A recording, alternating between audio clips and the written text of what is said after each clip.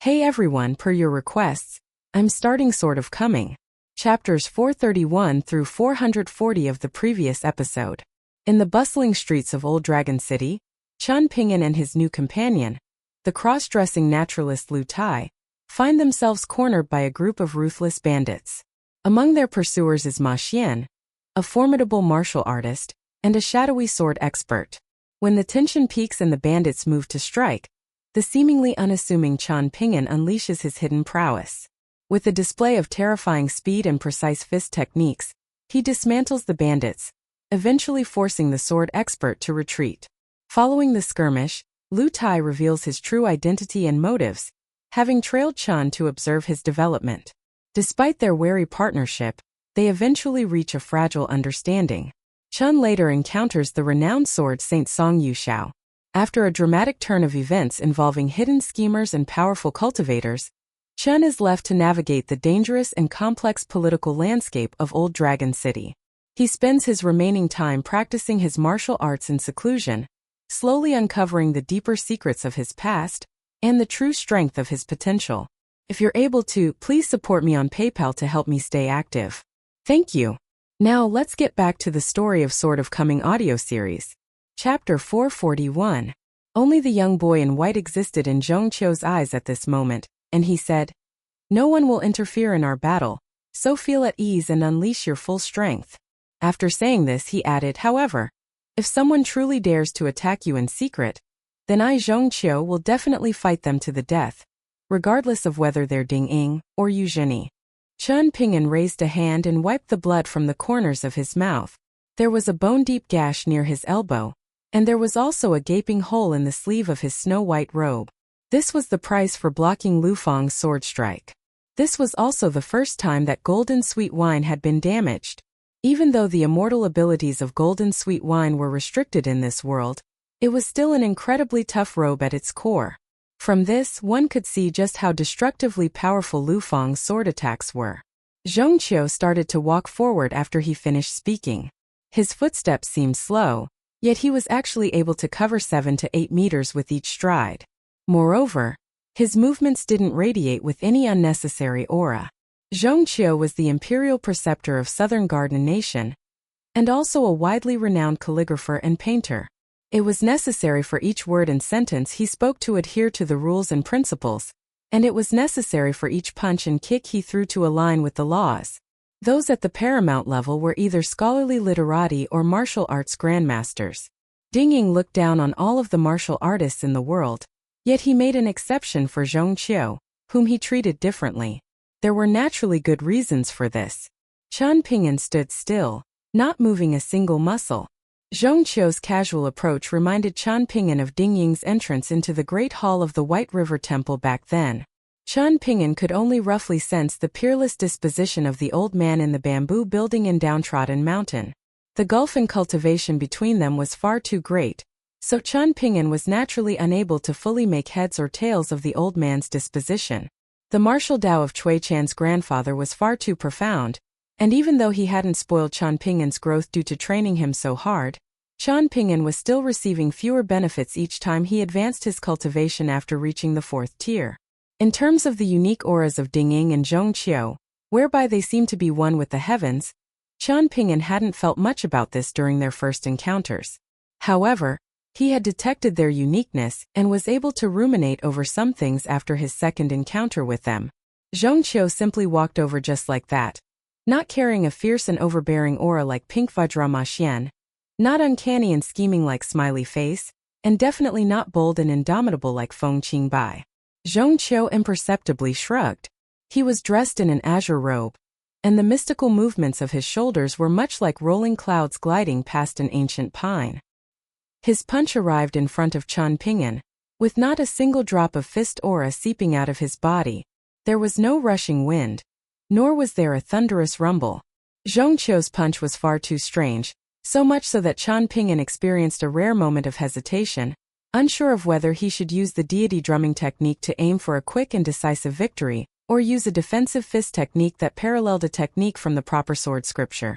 Fortunately, Chun Ping'an abandoned both of these options and retreated in a timely manner, sliding back as he instinctively raised his arms and guarded his head. Zhongqiu's fist struck Chen Pingan's palm. His fist didn't travel any further. However, Chen Pingan was viciously struck by the back of his own hand. He was sent flying backward. Chen Pingan twisted his body, causing his two large and snow-white sleeves to dance through the air as he landed 1 meter away. Zhongqiu stood with one hand behind his back, saying in a calm voice, "It's not good to be distracted." Chen Pingan clenched and unclenched his left hand, and only then was he able to remove the numb sensation coursing through it as if he had been struck by lightning. Zhongqiu smiled and said, "You're far too smart. If it wasn't for this probing attack of mine, I wouldn't have dared to say with certainty whether you're left-handed or not. You were most likely confident that you could kill Lu Feng with your 10 punches just then, so you purposely attacked with both your left hand and your right hand, using your left hand 6 times and your right hand 4 times. Perhaps you were already preparing for the next battle at that time." Chen Pingan remained silent. Zhongqiu didn't think much about Chen Pingan's silence, and he continued, "The reason why I'm going against my personality and speaking so much nonsense to you is because my punch to save Lu Feng was very unfair. That's why I held back and didn't deliver a killing blow even though you hesitated a moment ago. However, I won't go easy on you anymore." He then turned to Feng Qingbai and the others and said, "Don't any of you try to touch that little girl on the stool. Otherwise, don't blame me for wantonly killing the innocent."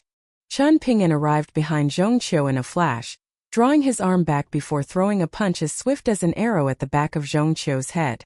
Zhongqiu leaned forward, causing his back to arch up like a mountain range. At the same time, his arms were like swimming flood dragons as he surprisingly remained rooted to the spot and skillfully dodged Chen Pingan's viciously powerful punch. Chen Pingan wasn't using the deity drumming technique, so his movements had been too exaggerated and obvious. As a result, it was only natural that his punch would fail to strike an extremely skilled superior grandmaster like Zhongqiu. Once a pure martial artist trained to a high enough level, they could dodge attacks based on their instinct of danger without needing to see or hear the attack. In fact, they could even kill assassins in their sleep if any assassin dared to near their bed. They would then continue to sleep. This was simply terrifying. Chen Pingan had only thrown a normal punch with his full power, while Zhongqiu had surprisingly stood still like an immovable mountain. As a result, it was naturally very difficult for Chen Pingan to successfully strike his opponent. Zhongqiu threw a backward punch and struck Chen Pingan in the ribs, causing him to go flying back. However, his second punch was pushed aside by Chen Pingan's kick, and this made him lose the best opportunity to drive home his advantage. The two of them separated and stood still again. Zhongqiu pursed his lips. As it turned out, the imperial preceptor of Southern Garden Nation had purposely let Chen Pingan off the hook again, making up for his sneak attack for the second time. At the same time, however, this was also bait for the young boy. The two of them charged at each other at almost exactly the same time. They often kept their exchanges in an extremely small area, with their attacks either missing each other completely or striking each other in a seemingly light and nimble manner. This fight was surprisingly quiet and without commotion. It was the complete opposite of Chen Pingan's earth-shaking battle with Lu Feng just then. Zhou sure didn't understand this at all. Feng Qingbai, an otherworldly immortal, fared slightly better, and this was because he had interacted with some martial arts grandmasters from Parasol Leaf Continent before.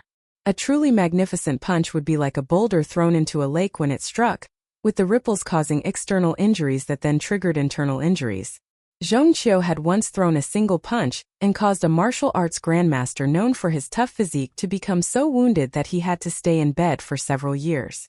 Under the martial artist's clothes, his skin had been like fractured porcelain while his internal organs had been in an even worse state. The skinny little girl on the small stool felt huge relief when she heard the warning issued by the man who looked like a teacher. A smile spread across her face, and she started to unconscionably bare her teeth and swing her arms, emulating the punches of Chen Pingan and Zhongqiu. The first small win was finally decided. Chen Pingan's fist was pushed aside by an elbow coming in from a sharp angle, giving Zhongqiu the opportunity to push him in the chest with a palm strike. Chen Pingan flew over the ditch in the ground and crashed into the wall on the opposite side of the street. Zhongqiu also strode over the ditch that Lu Feng's sword chi had carved into the ground.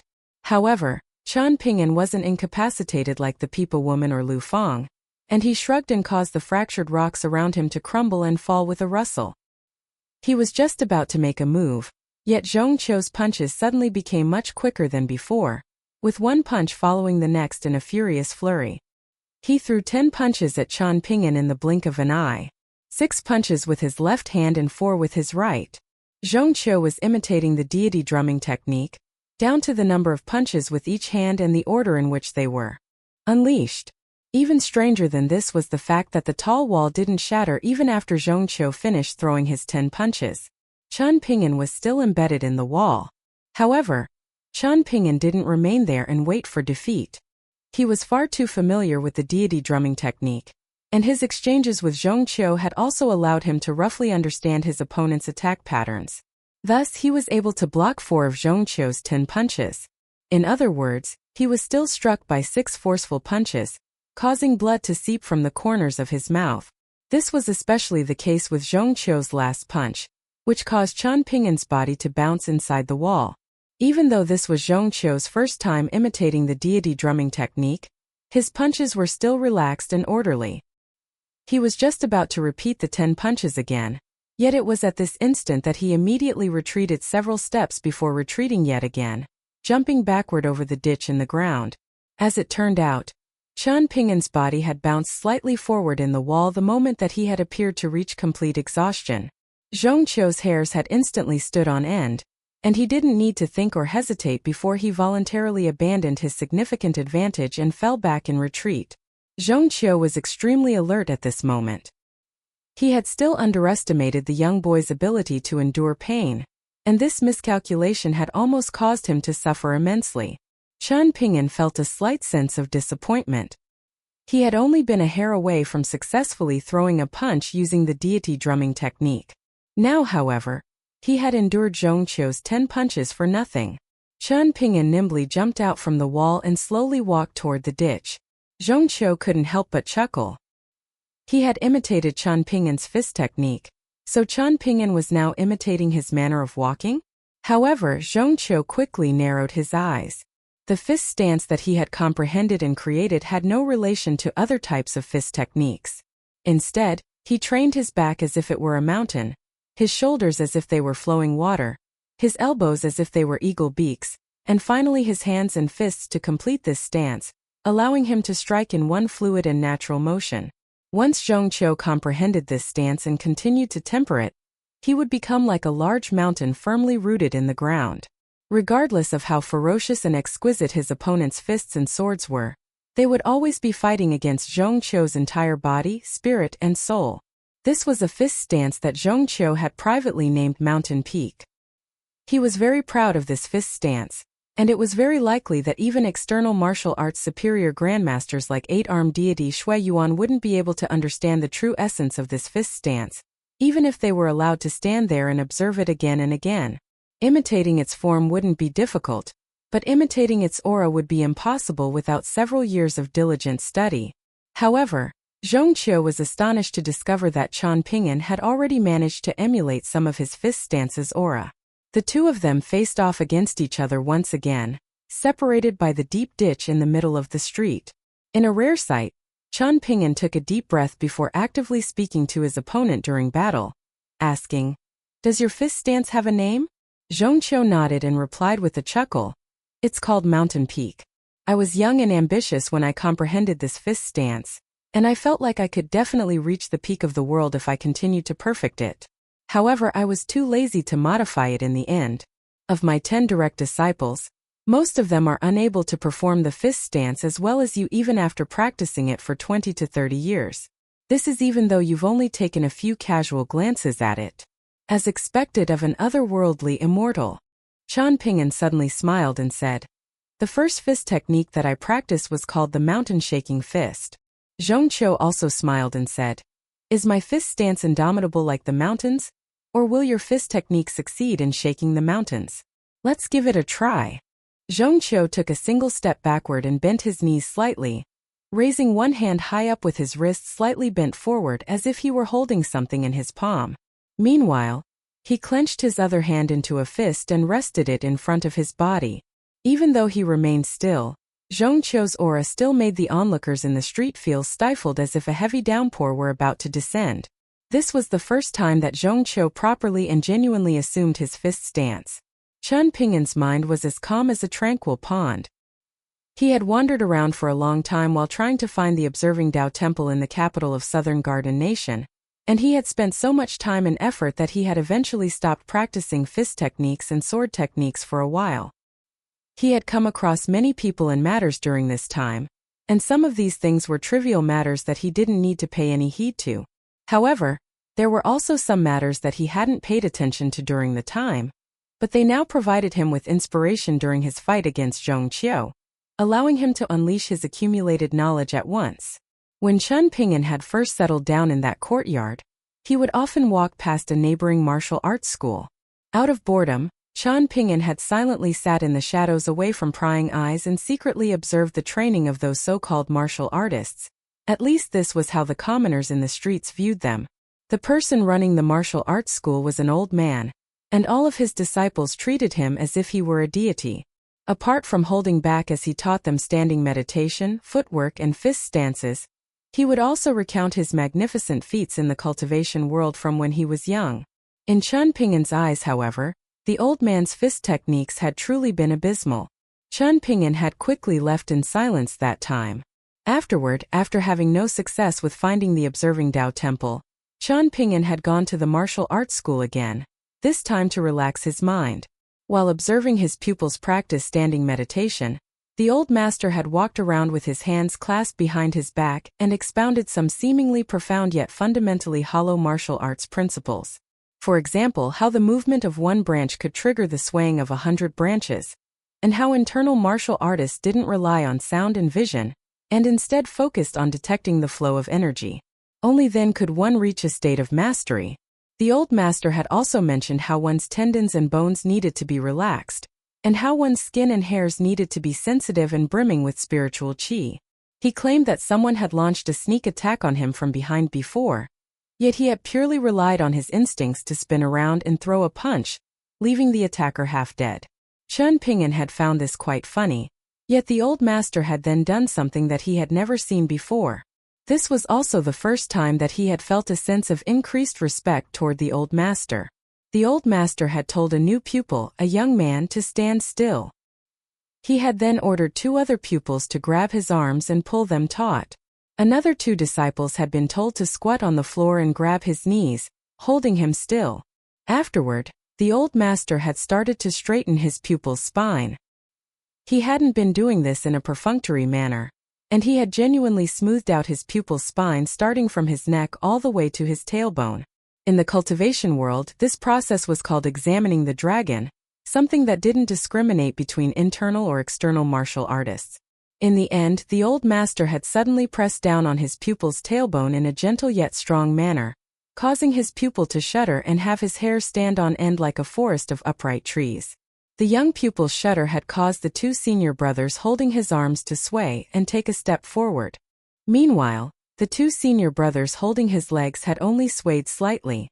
The old master had been slightly disappointed, yet he hadn't said anything to his pupils.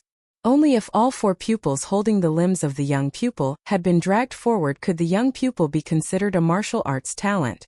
The aptitude of the young pupil was decent, yet his future potential definitely wouldn't be anything amazing. Chen Ping'an had observed this with keen interest at the time, yet he hadn't given it any deeper thought afterward. It was only until today when he was mysteriously stopped on this street and forced to engage in fight after fight, encircled by enemies and facing near certain death, that Chen Ping'an suddenly came to a realization. Before fighting with Lu Feng, Chen Ping'an was already able to unleash and retract his fist techniques as he pleased. However, his mental state hadn't been able to keep up. After fighting with Zhongqiu, he was finally able to bring his mental state up to par as well. This was especially the case after observing and learning Zhongqiu's fist stance. After recalling the process of examining the dragon, a thought suddenly occurred to Chen Ping'an and caused him to involuntarily walk forward using the 6-step walking meditation of the mountain-shaking fist. He no longer worried about whether his fist intent was released or concealed, and he was already walking higher and higher into the air before he knew it. Having already thrown more than 1 million punches, Chan Pingan's spine automatically underwent the process of examining the dragon and straightening itself after he took the fifth step, releasing a cracking sound that was like beans exploding apart. Zhong Qiu surged forward, throwing a punch at the young boy whose aura was rising explosively, and aiming to smash him out of the sky with a single punch. Chan Pingan was seemingly walking on the wind at this moment, and he also replied with a punch of his own. Standing an arm's length apart, the two of them struck each other in the chest at almost the exact same time. Zhong Qiu's azure robe fluttered chaotically as he vanished from the sky and crashed into the ground with a loud boom. If one were to gaze down at the capital of Southern Garden Nation from the sky, one would discover a deep ditch being carved into the ground for more than 60 meters. Zhong Qiu was finally able to stop his backward momentum with much difficulty, yet his two legs were already deeply embedded in the ground. He had only suffered minor injuries, yet it was ultimately he who had lost. Meanwhile, the young boy wearing the white robe stood on the other end of the deep ditch, having not taken a single step backward. Considering this world alone, Zhong Qiu could no longer be regarded as the strongest martial artist in the world. Instead, it was the young boy with the surname Chan who was invincible within an arm's length. After seeing the old cook who had concealed his identity in cultivation, Prince Wei Yan left his residence together with his monkey-like teacher as well as Fan Wanner from the Mirror Heart Hall. The monkey-like old man hadn't dared to make a single peep in front of the old cook, a member of the upper 10 elites, just then, and it was only now that he started to grumble and curse again. The monkey-like old man complained about how the old cook had truly wasted his powerful and mystical martial arts talent, and how this was a result of his extremely weak mental state. He expressed his shock and disappointment at the old cook's choice to cripple his martial arts cultivation for the sake of a peaceful life. Wei Yan was helpless against his teacher's grumbling, and he neither concurred with his opinions nor did he say anything to retort them. He simply let his teacher continue on complaining. The monkey-like old man clasped his hands behind his back and bobbled his head, telling Prince Wei Yan that he needed to let this serve as a warning. He definitely couldn't learn from the old cook and have such little ambition. Otherwise he would become a good-for-nothing regardless of how profound his martial arts skills were. After grumbling to his heart's content, the monkey-like old man finally discovered that Wei Yan and Fan Wanner had remained silent the entire time, seemingly uninterested in his insights. He walked away in anger saying, "I won't disturb the two of you getting lovey-dovey with each other then." Wei Yan and Fan Wanner exchanged a smile. Afterward, they looked up at the sky in unison, and Prince Wei Yan told Fan Wanner to follow him before leaping onto the roof of a building with a decorated emerald ridge. Fan Wanner followed after him, also jumping onto the tallest structure in Prince Wei Yan's residence. They stood side by side, and they were just in time to see Lu Feng's sword strike, cleaving heaven and earth apart. The magnificent aura of this strike was truly breathtaking. Wei Yan was astounded, and he said in amazement, "As expected of the sword immortal from Bird's Eye View Peak, I surmise that this sword strike is already no weaker than what Sui Yubian could unleash back then. I wonder who it is that's able to draw such a powerful and serious strike from Lu Feng? Perhaps he's fighting against old Demon Ding." "It doesn't seem like it," Fan Wanner said with a shake of her head. "Celestial Maiden Fan, I should have accompanied you over there to observe the battle from nearby, but my position is such that I can't always do as I please," Wei Yan said with a slightly apologetic expression. The monkey-like old man gracefully dashed over before Fan Wanner could finish speaking, looking at Wei Yan and warning him, "Don't go over there to seek death. Since Lu Feng has already launched a sword strike, there's almost no one who can force him to stop. It's an inherent taboo for people to sneakily observe battles between powerful immortals, and this is not to mention old Demon Ding's favorite hobby of wantonly killing those who observe his battles." "Teacher, didn't you say that the old cook was as cowardly as a mouse just then? And how this doesn't align with the bravery and ambition required for martial arts?" Wei Yan asked with a chuckle. The monkey-like old man smiled in anger and replied, "How old was the old cook? And just how old are you? The old cook has already lived for enough years and enjoyed enough fortunes. With his abilities, he should have found himself a powerful opponent and bravely battled to death. That way, he could have at least won himself praise and a long-lasting reputation in the cultivation world, just like Sui Yubian who failed to ascend. On the other hand, you're still young, and your martial arts skills are still yet to reach a level of mastery. It's far too early for you to seek death. Wei Yan had an extremely good relationship with his teacher. The monkey-like old man was a strict teacher, but he was more like an elder who spoke harshly but actually had a soft heart. During their normal interactions, the monkey-like old man would also seem like a friend. Yes, teacher is correct. Only teacher understands all of the principles in the world, Wei Yan said in a teasing voice. Something isn't right, the monkey-like old man suddenly said in astonishment. Such powerful attacks are being unleashed over there, so why is there so little commotion? This isn't like the sword immortal from Bird's Eye View Peak. The monkey-like old man couldn't contain his curiosity, so he said, "This is really itching at my heart.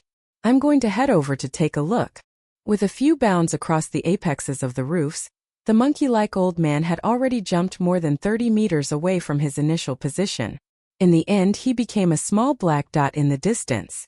Prince Wei Yan sat down on the roof ridge while Fan Wanner remained standing, looking into the distance and unwilling to retract her gaze for a long time. Wei Yan hesitated for a moment before asking, "Celestial Maiden Fan, forgive me for asking this, but is esteemed immortal Tong already in the capital?" There was a hint of exhaustion and absent-mindedness on Fan Wanner's face as she shook her head and replied, "You might not believe this, but I've never actually seen my master before." Wei Yan couldn't bring himself to believe this. Fan Wanner's identity and background had always been a mystery shrouded in clouds and mist, even to Prince Wei Yan, who was receiving support from her and the Mirror Heart Hall. He only knew that Fan Wanner was the most outstanding disciple of the current generation in the Mirror Heart Hall, and that she had traveled across the cultivation world by herself for the past few years. In any case, it was without a doubt that the Mirror Heart Hall was a colossal force. Not only did the Mirror Heart Hall have go-pieces in the Imperial Court of Southern Garden Nation, but females from this force existed in the Imperial Courts of all 4 nations in the world, whether in the open or hidden in the background. Disregarding the grasslands beyond the 4 nations, Southern Garden Nation could be viewed as Imperial Preceptor Zhongqiu's territory, Pine Song Nation could be viewed as Eugeni's territory, and Northern Jin Nation could be viewed as Lu Feng's territory. Of course, there was also Tong Qingqing in Northern Jin Nation, yet she almost never showed herself, making it seem as if she were even more distant from the mortal world than Lu Feng. There were countless tales and rumors about Tong Qingqing swirling around in the cultivation world, so many that a basket wouldn't be able to fit them all. Some rumors claimed that she had been lovers with Ding Ying when she was young, yet their love had eventually turned into resentment, and the two of them had ultimately gone their separate ways. Others confidently claimed that Tong Qingqing had actually once been the princess of Northern Jin Nation, but was now the direct disciple of the maniac Zhu Lian. Yet more others argued that Tong Qingqing had initially been a breathtakingly beautiful male, and it was only after practicing some immortal technique that he had become neither male nor female. However, this was a case of returning to natural simplicity, so Tong Qingqing was now able to enjoy an eternally youthful appearance. Following Eugeni's exit from cultivation and seclusion, people became aware that the old immortal had shockingly regained a childlike appearance.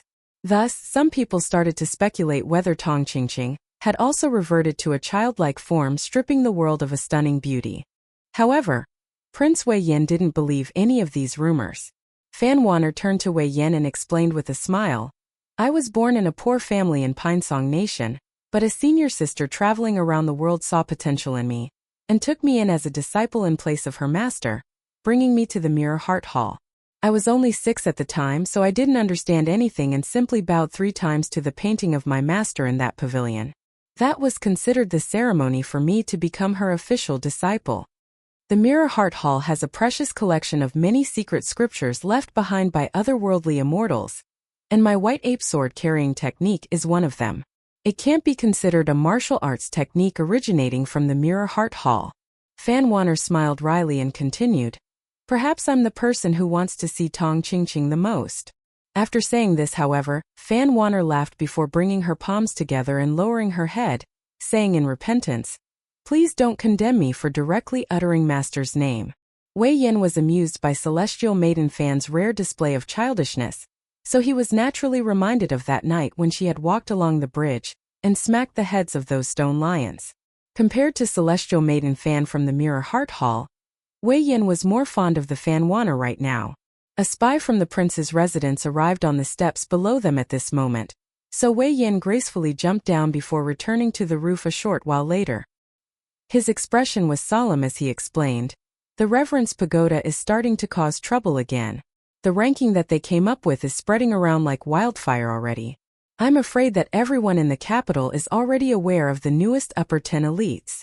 After saying this, Wei Yan's expression became quite strange as he reported the names of the upper 10 elites. There's Ding Ying, the paramount leader of the demonic force, Yu Zhani, the leader of the Lake Mountain faction, Springtide Palace's Zhou Fei, Chan Ping'an, Imperial Preceptor Zhong Qiu from Southern Garden Nation, Knife Sharpener Lu Zong, Armed Sage Chen Yuanshan, Vajra Temple's Monk Yunyi, the Dragon General Tang Tie from Northern Jin Nation, and the adventurer Feng Qingbai. In addition to Chan Ping'an, the last 3 people on the list had never made it onto the list of upper 10 elites before either. The 4 of them were all new faces. What about my master? What about Lu Feng? Fan Wan'er asked with a dazed expression. Wei Yan didn't know how to respond. How could he know the answer to these questions? Zhong Qiu shook his azure robe after standing up from the rubble, causing all of the dust on his body to fall to the ground. At the same time, Zhou Shi and Yerer, who were seeking shade at the foot of the wall, suddenly felt a light breeze brush over their faces. A shadow fell over them, and Zhou Shi felt a huge sense of relief when he focused his gaze and looked over. Meanwhile, Yerer was filled with mixed emotions. Yerer was afraid that this uninvited guest would take a fancy to her, altering her mind and causing her to become one of the many females in Springtide Palace. However, she also breathed a sigh of relief, happy that her life was no longer in danger, at least for now. After Zhou Fei arrived, the beautiful females from Springtide Palace, who were all as powerful as second-rate elites in the cultivation world, also landed not far behind him, descending from the sky like mesmerizing petals. Zhou Fei shook his head as he looked at his pitiful son, saying, "Is this all you've got? How will you compete with Zhang Beihai even if I bring you home? You should obediently stay here for another 60 years. Otherwise, you'll face certain death if you head back to our original world. Either Zhang Beihai will toy with you until you die, or I'll be so infuriated by you that I'll smack you to death.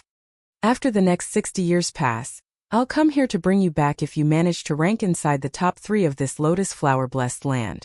If you can't even do this, however, then you may as well grow old and die here." Zhou Shi was dumbfounded, yet he didn't feel overly disappointed. He didn't know how to respond. Zhou Fei shot a sideways glance at Yerer, who was sitting beside his son, and sniggered. "You're thinking that it won't be too bad even if you can't leave this world? Because you can live together and stay with the girl whom you love." A slight blush appeared on Zhou Shi's cheeks after his thoughts were exposed. Zhou Fei made a grabbing motion, causing Yerer to instantly be dragged up by an invisible hand. He then casually flicked his sleeve, making an azure dress materialize in the air and automatically slide over Yerer's body. Yerer's wounds healed at a rate visible to the naked eye after the strange dress was put on her, and even the blood that she had lost started to gather and flow back into her body. Her aura had been like a broken levee before, yet it was now like a steadily flowing river. Zhou Shi bent down and looked at Zhou Shi, saying, "You stay here, but the girl whom you like will have to leave with me. I'll give you 60 years. If you meet my expectations, then you'll have the right to follow me and return to Parasol Leaf Continent's Jade Tablet sect. You can marry this girl on the same day. If you fail to meet my expectations, however, then you can see her wearing a wedding dress and you can call her mother the next time we meet in Springtide Palace." Zhou Shi hurriedly stood up and said in a resolute voice, "I understand." A dazzling smile appeared on Zhou Fei's face as he stroked Zhou Shi's head and said, "Now that's a good son." Yerer's fate was decided just like that, and the girl felt as if she had plummeted into a cave of ice-cold despair. Feng Qingbai was standing extremely far away, and he didn't dare to provoke Zhou Fei at all. Each time Zhou Fei spoke, Feng Qingbai would silently shuffle his feet and retreat further away. Otherworldly immortals came to the lotus flower-blessed land to navigate all kinds of challenges and thereby temper their minds and cultivation. The more a cultivator sought to obtain and the more a cultivator sacrificed, the later they would regain their memories and become aware of their true identity. A good example of this was Lu Feng, someone who had already been a nascent tier earth immortal in Parasol Leaf Continent. Not only that, but he had also been a sword cultivator. Thus, he had definitely come here to test his heart and overcome his internal demons. Even so, Lu Feng had climbed up the ranks step by step, starting as a naive child before studying under the tutelage of a second-rate martial artist and comprehending sword techniques by himself. He had eventually become the sword immortal of Bird's Eye View Peak, one of the 4 superior grandmasters in the Lotus Flower-blessed land, a world that was bound by its own rules and like a giant cage severely lacking in spiritual energy. This was the impressive strength and ability of Lu Feng. Feng Qingbai conceded that he was inferior to Lu Feng, far inferior. He was also an otherworldly immortal, yet he had used some trick to keep most of his memories. Other than that, his soul was also incomplete, and his physical body was also left in Parasol Leaf Continent just like Lu Feng. Feng Qingbai was borrowing the physical body of someone else in the Lotus Flower-blessed land, treating it as a temporary residence as he completed his journey in this world. At the core of everything, Lu Feng was directly examining his mind and seeking to pursue and attain Tao. Meanwhile, Feng Qingbai was settling for the next best thing, comprehending Tao through the comprehension of cultivation techniques. As for the Springtide Palace's Zhou Fei, whose true identity in Parasol Leaf Continent was unknown, he was most likely the same type of otherworldly immortal as Feng Qingbai. Moreover, he had used even more tricks, and it was very clear that he wasn't here to pursue the great Tao. Instead, he was here to travel around and sightsee. However, to come to the Lotus Flower-blessed land to enjoy oneself? To spend an entire 50 years in this place? Just who in the world was Zhou Fei? How did he possess such boldness and wealth? Was he from Parasol Leaf Sect? Jade Tablet Sect? Peace and Tranquility Mountain? Or Planchette Writing Sect? Feng Qingbai sighed in grief in his mind. Add to that the young boy in white who had suddenly appeared from out of nowhere, and his luck was truly as terrible as could be. The fated opportunities in the Lotus Flower-blessed land had never been this difficult to obtain in the past. Ding Ying, Zhou Fei, Eugenie, Zhongqiu, Lu Feng, and that young boy in white. All of them were powerful enough to become the #1 cultivator in any of the previous 60-year periods, especially Ding Ying, Zhou Fei, and Eugenie, the 3 people who hadn't joined the current battle yet. These individuals would have a fighting chance even if they were to face off against the peak state of Wei Xian, the founding emperor of Southern Garden Nation, Liu Baixiang, the founder of the demonic force, Sui Yubian, the female sword immortal, and Zhu Lian, the martial arts maniac. There was Zhou Fei who was chatting with his son, Qian Pingyan, who was still facing off against Zhongqiu, as well as him, Feng Qingbai. There were 3 otherworldly immortals standing on this street. 2 people walked over side by side, cutting off Feng Qingbai's path of retreat. One person was knife sharpener Lu Zong, who had opened a silk shop in the capital, and one person was armed sage Chang Yuanshan, who acted as a ruler in the grasslands beyond the 4 nations. Chang Yuanshan held an iron spear in his hand and stared intently at Feng Qingbai. Meanwhile, knife sharpener Lu Zong looked at Zhou Fei before taking a glance at Qian Pingyan, who was standing further away. It was as if he were picking an opponent. Feng Qingbai sighed and gripped his sword.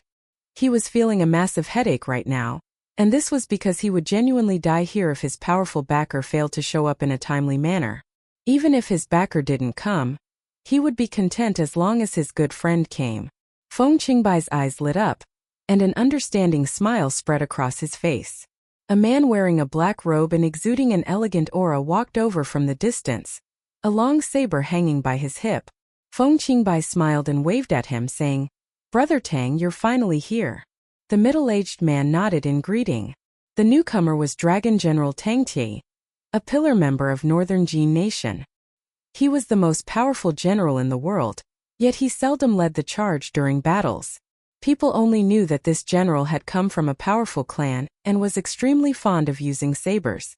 However, no one knew his skill with the saber, and no one knew the level of his cultivation. Apart from his divine skill in leading troops, Tang Tie was mentioned even more regarding his interests in fashion. It was rumored that he had an eyebrow fetish, and he greatly enjoyed getting his wives and mistresses to draw all kinds of eyebrows. Once they adopted a new style and showed it off to the world, all of the noblewomen in the capital of Northern Jian Nation would immediately emulate this style. "Old Lu, don't let your guard down," Cheng Yuanshan warned in a quiet voice. Tang Tie's saber techniques are extremely domineering, and he's skilled at determining victory and defeat with a single slash and life and death with a second slash. He wields a saber? I'm not interested in him, Lu Zong replied absent-mindedly. He pointed at Chen Ping'an, who was standing further away, and continued, "That boy is mine." Lu Zong paid no more heed to Cheng Yuanshan as he directly walked forward, even going as far as to ignore Feng Qingbai. He continued to advance, gently fixing his white hair with one hand and keeping his other hand hidden inside his sleeve. With Lu Zong walking away, armed sage Cheng Yuanshan was now made to face two powerful elites by himself. However, Cheng Yuanshan made an unexpected move, raising his spear and moving to the side of the street for Tang Che to pass. He gestured for the general to be at ease and meet up with Feng Qingbai, and he made it clear that he definitely wouldn't block the two of them. When Tang Che walked past Cheng Yuanshan, he didn't forget to turn around and ask with a smile, "You're really not going to face 2 strikes from me? Just 2 strikes. It will be very quick." Cheng Yuanshan decided to close his eyes and rest his mind. Feng Qingbai was slightly impressed by armed sage Cheng Yuanshan's calmness and composure. Tang Che walked toward Feng Qingbai and complained, "You said you would only come here to observe from the sidelines and fish for some benefits the last time we met. How have you suddenly become a key member of the battle so early on?" Feng Qingbai laughed heartily and replied, "Risk and reward come hand in hand. Isn't that right?" The two of them had become acquainted with each other in a prefectural city in northern Jin Nation 2 years ago. Back then, Tang Che had just finished commanding a battle and pushing the barbarians back to the grasslands. Due to fate and coincidence, the two of them had become friends straight away, and Feng Qingbai had even served under Tang Che's command for more than half a year, participating in one major battle as part of the reconnaissance team. If Feng Qingbai hadn't insisted on leaving to continue his journey around the world, Tang Che would have asked the Emperor of Northern Jin Nation to promote him to the position of general. Feng Qingbai looked at the familiar face of his friend and asked in curiosity, "Why did you come?" Tang Che glanced back at armed sage Cheng Yuanshan, who was standing as still as a mountain before shooting a glare at Feng Qingbai and replying, "Eugenie has openly said that he wants your life. Even I've heard about this, so how are you still unaware of it? Just how many people want to kill you right now? Do you truly think Cheng Yuanshan is the only one?" Feng Qingbai pursed his lips and suppressed his smile. There were naturally a lot of considerations behind all of this. In fact, this story was interesting enough for the two of them, brothers reuniting in a foreign land, to discuss over a few pots of fine wine. Even though Tang Che was native to the lotus flower-blessed land, Feng Qingbai had never come across someone so much to his liking even back in Parasol Leaf Continent. Tang Che was carefree and exceptionally talented, and any adjective of praise could be used to describe this martial artist who was full of wisdom and strategy.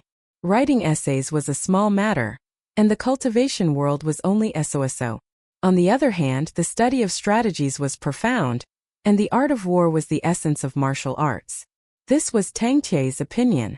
In fact, Tang Che was probably the only person who held such an opinion in the lotus flower-blessed land.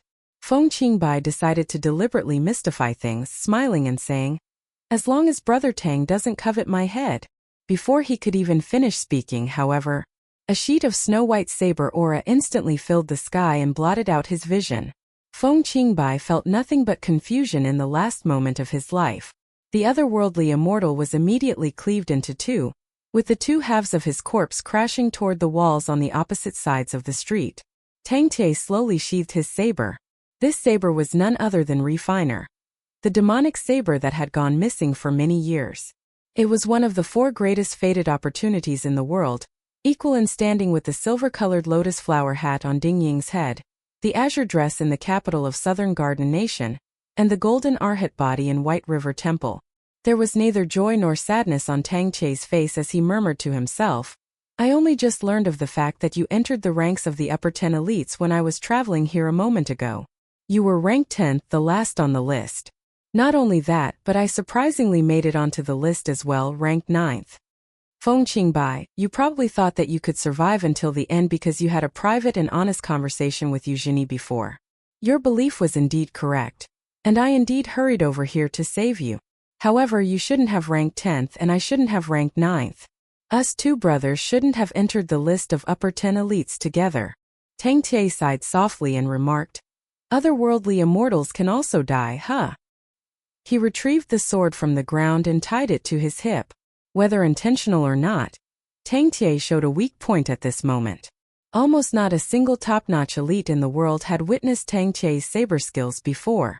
This was because those who had witnessed it had all died by his saber. 20 years ago, the emperor of Northern Jian Nation had almost been assassinated by martial artists from the cultivation world. Afterward, he had become slightly deranged and secretly captured dozens of first-rate and second-rate elites from the cultivation world, offering them to the dragon general for him to train his saber skills.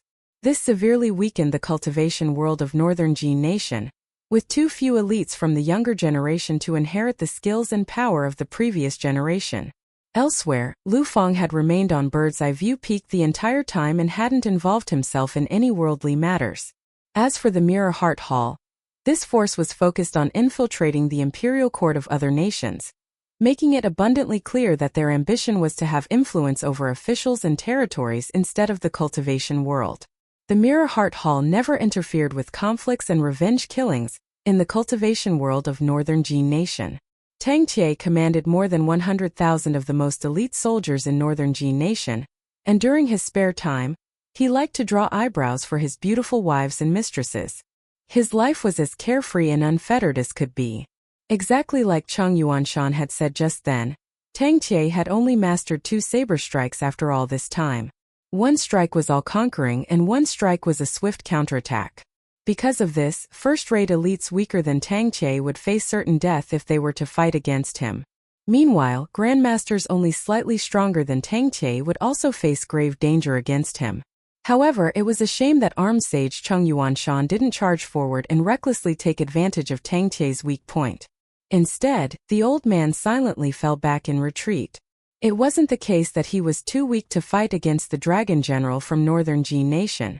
Quite the contrary, in fact, as Cheng Yuanshan believed that he possessed a greater chance at victory. However, he would definitely suffer significant wounds after facing the 2 saber strikes from Tang Tie. At that time it was very likely that someone else would charge over to collect his head. The mantis stalks the cicada, and the oriole follows behind. Hidden in the shadows, a slingshot takes aim. 1. Tang Tie suddenly looked down, only to see the engraved patterns on the scabbard of his saber refiner, flowing and churning like mercury.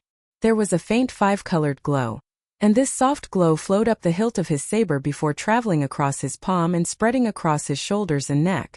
Tang Tie didn't remove his hand from the hilt of his saber. When the 5-colored glow comprehensively fused into his skin, tendons, and bones, Tang Tie felt like refiner, which he had obtained by coincidence not long ago, had finally become one with him. Standing in the distance, Zhou Fei clicked his tongue in wonder and remarked, "Tsk, what good fortune! To kill an otherworldly immortal and then to have his immortal treasure recognize him as master afterward. This person is like a tiger given new wings. His rank will definitely climb further up." Zhou Fei turned around and educated his son Zhou Shi and the girl Yer with a smile, saying, "Did you see that? That's how a person should behave, only attacking at the last moment and reaping all of the rewards. And that's why the earlier one jumps out, the more miserable a death one will suffer. Just look at Ding Ying and Yu Zheni. Have those 2 old bastards shown themselves and become involved in the conflict yet? No, they haven't. There's also that old witch Tong Qingqing from the Mirror Heart Hall. She's the best hidden out of everyone, and no one knows where she is. However, she seriously confuses me to hell. What kind of otherworldly immortal comes here to temper their mind and cultivation, yet ends up hiding and fleeing as if their life is in grave danger all the time? Even Ding Ying has failed to find her during these past few years. She's the undisputed #1 in the world when it comes to seeking fortune and avoiding calamity." Zhou Shi could only listen on with a wry smile. With such a strange and eccentric father, it was a great miracle that he hadn't transformed into a madman yet. His father, Zhou Fei, had committed so many dirty acts in order to help that Uncle Lu overcome his internal demons. In reality, Zhou Shi could tell that his father had never had any interest in women or even power. When he was still a young child, he had personally witnessed Uncle Lu charging into Springtide Palace and running his sword through his father's heart. However, his father had remained unmoving, allowing Uncle Lu to do as he pleased. At the time, there had also been a woman standing between the two of them, one who had resolutely stepped forward to protect his father even if it meant death. She was none other than the woman whom Uncle Lu had respected the most. However, as if he weren't wounded at all, his father had casually pushed aside the woman who was deeply in love with him before slowly walking forward and allowing Uncle Lu's sword to push out from his back inch by inch. His father's gaze had been entirely focused on Lu Feng, and he had only stopped walking forward when he was almost face to face with the person holding the sword. He had then smiled and asked, "Lu Feng, are you awake yet?" Zhou Shi heaved a soft sigh. Was this the so-called immortal cultivation from his father's home world? It was far too strange and uncanny. Now wearing an azure dress, Yur also remained completely silent. Her master, the leader of the demonic force and Ding Ying's sole disciple, had been severely wounded by someone last year. After returning to the sect, he had failed to find any effective treatment and could only watch on helplessly as his body had decayed and his vital energy had drained rapidly. However, the final words of this person whom Yur had viewed as a powerful and greatly ambitious individual had been extremely strange. Those with paramount virtue won't feel heat when entering flames and won't drown when entering water. Then what about immortals? I've also witnessed the answer now. As a disciple of the demonic force, Yur didn't feel much prejudice or resentment toward those otherworldly immortals with mysterious backgrounds. In fact, she didn't yearn to ascend like those people in the legends. She felt nostalgia toward the mortal world in her hometown, and she simply wanted to compete with Fan Wanner, who could rival her in terms of beauty, talent, and ambition. She wanted to help the second prince onto the throne, after which she would fight to unite the four nations. At that time, she could then become the Empress of Southern Garden Nation and shower the world with her benevolence, or she could inherit the status of Ding Ying and Yu Zheni and become the newest ruler of the cultivation world. She would be happy with either option. However, the Reverence Pagoda and that person who acted as the heavens of this world had insisted on choosing Southern Garden Nation's Bull Mountain as the location for ascension this time. Not only that, but she had experienced terrible luck and been found by her grandmaster, Ding Ying. In the end, she had been reduced to nothing more than Ding Ying's pawn. There was grief and pain in her heart, and she couldn't help but glance up at the alley in the direction where that residence was located. "Oh, Grandmaster, why are you still not coming over?" Meanwhile, Tang Tie had already left the scene. This was because he didn't have any confidence that he could defeat Zhou Fei. Even though his saber refiner had recognized him as its master, his intuition still told him that he would face certain death if he were to do battle with Zhou Fei. This was similar to how those pitiful grandmasters had been reduced to mere whetstones for his saber in the past. Thus, Tang Tie had walked over to challenge armed sage Cheng Yuanshan after cleaving Feng Qingbai in half. However, he had been frustrated to discover that armed sage Cheng Yuanshan had already slipped away at some unknown time. After concealing his aura, the armed sage would be like a fish in water in the capital of Southern Garden Nation. There was anger and bitterness in Tang Tie's mind. If they were in the capital of Northern Jian Nation, then Cheng Yuanshan would have no option but to wait for death. Tang Tie had the authority to command the Imperial Guard and wantonly hunt any grandmaster in the capital. Of course, Tang Tie didn't have any thoughts about killing Ding Ying or Yu Zheni. He didn't dare to have any such thoughts either. Almost every step of his secret journey from Northern Jian Nation to Southern Garden Nation was within the calculations and expectations of Yu Zheni. In fact, it was entirely possible that Yu Zheni's schemes and expectations stretched even further back, all the way until the time when Tang Tie had first obtained the demonic saber. Tang Tie didn't long for ascension amid iridescent clouds, nor did he dream of entering the so-called hometown of immortals. This world was more than enough for him to unleash his deadly skills. Inside the courtyard, Ding Ying was sitting on a stool and enjoying the sun, while Chao Qinglang was standing in the doorway of the kitchen and shakily gripping a hatchet. After learning that Tong Qingqing wasn't ranked among the upper 10 elites just a moment ago, Ding Ying had sighed before turning to the little boy and saying with a smile, "These matters have got nothing to do with you anymore." Seriously, that woman. After saying this, even someone as sinister as Ding Ying didn't know whether to laugh or to cry. He didn't know how he could accurately evaluate Tong Qingqing. Even so, Ding Ying understood Mirror Heart Hall's Tong Qingqing better than anyone else in the world. First of all, the two of them were from the same generation and similar in age. Not only that, but they had been acquainted with each other since a long time ago. Ding Ying was a martial arts prodigy from the demonic force who followed in the footsteps of Lu Baixiang. breaking into the lower 10 elites when he was still very young. Thus, he had started to travel around the cultivation world by himself very early on. Back then, Tong Qingqing's position had been similar to Fan Wanner's current position in the Mirror Heart Hall. However, compared to Fan Wanner, who was advancing gradually and growing her power and influence with every step, wrapping many powerful and gallant cultivators around her little fingers, her master Tong Qingqing was the very definition of a coward. Tong Qingqing had been forced to become the sect leader in waiting of the Mirror Heart Hall. Yet she had shamelessly stayed inside the territory of the sect and refused to head out to conquer the world for them. On the other hand, Ding Ying had been extremely courageous, and he had secretly snuck into the Mirror Heart Hall one time. He had made his way to the pavilion in the middle of the lake, a restricted area in the sect, and he had planned to enjoy the coolness of the night and admire the bright moon. However, what he had come across was a disconsolate Tong Qingqing curled up against a column in the pavilion and sobbing by herself. The young girl had been murmuring some anxious thoughts to herself, so she had failed to detect Ding Ying's presence. She had been busy complaining about her master's ruthlessness and how her master wanted to shoo her out of the sect, and she had grumbled about how her senior sisters and junior sisters were so stupid. They clearly practiced martial arts so hard, so how were they still unable to defeat her? Someone who was so lazy and always slacked off? Ding Ying had been astounded, feeling as if he had truly seen a ghost. There was actually such a cowardly person in the world? Tong Qingqing had also been a first-rate elite, not much weaker than the lower 10 elites at the time, so she had eventually detected the presence of Ding Ying. She had also been astounded, feeling as if she had seen a ghost. Choking back tears, she had told Ding Ying that she would pretend that she hadn't seen anything as long as he spared her life.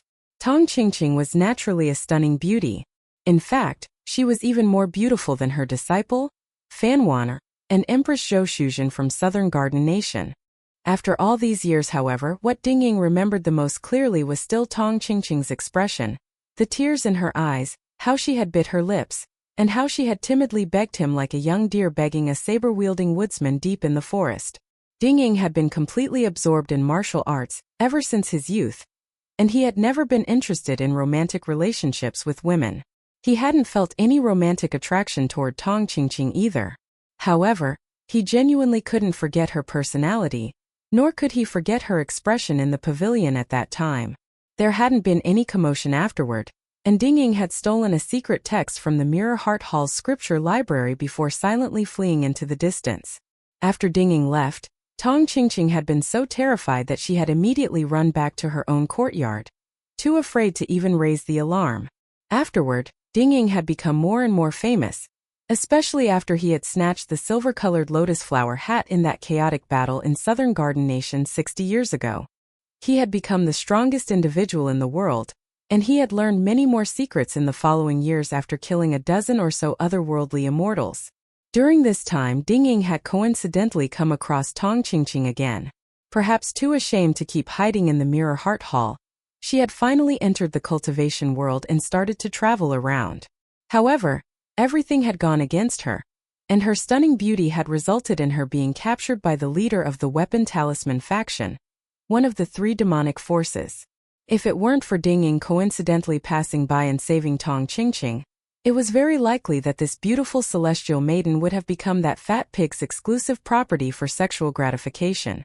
Ding Ying hadn't been left empty-handed after saving her, and Tong Qingqing had revealed many top-level secrets of the Mirror Heart Hall without needing to be interrogated. She had also given him the dozen or so high-grade secret techniques that she had committed to memory. Of these secret techniques, more than half of them had been related to defense and fleeing from battle. Otherwise, they were mystical techniques about disguise and turning around fortunes. Tong Qingqing could naturally remember destructive techniques with ease, yet she hadn't learned or practiced a single one of them. If it weren't for Ding Ying turning down the offer, Tong Qingqing would have been willing to return to the Mirror Heart Hall to steal several more immortal techniques for him. Moreover, she had patted her chest with tears brimming in her eyes and promised Ding Ying that he could become invincible, master divine techniques, and become the ruler of the cultivation world. Perhaps she had forgotten that Ding Ying was already the strongest person in the world at that time. Many years later, when Tong Qingqing had returned to the Mirror Heart Hall to inherit the position of sect leader, Ding Ying had visited the sect and gone to look for her. However, he had surprisingly failed to find her. This made him realize that the cowardly Tong Qingqing had most likely cultivated that untaught secret technique of the Mirror Heart Hall. This was a secret technique that would allow females to regain youth. Moreover, it would allow their cultivation to advance in leaps and bounds, advancing more the younger that they became. Of course, the catch was that one would lose their beauty if they cultivated this secret technique. To Tong Qingqing, however, this was definitely an insignificant price to pay. Sure enough, and just as Ding Ying had anticipated, Tong Qingqing had eventually entered the ranks of the upper 10 elites. Because of this, Ding Ying had continued to observe all of the young children with internal spiritual energy, while wandering around the capital of Southern Garden Nation.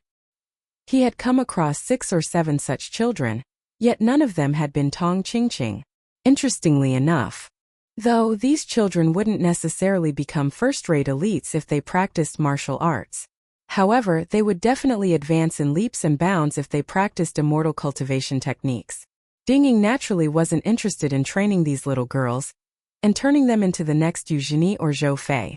In the end, Ding Ying had found Chao Qinglang, who had been living under his nose the entire time. This was because a wild thought had suddenly occurred to him. Even though Chao Qinglang was a boy, Ding Ying felt like Tong Qingqing was someone who would resort to every conceivable means when it came to hiding herself and saving her own life.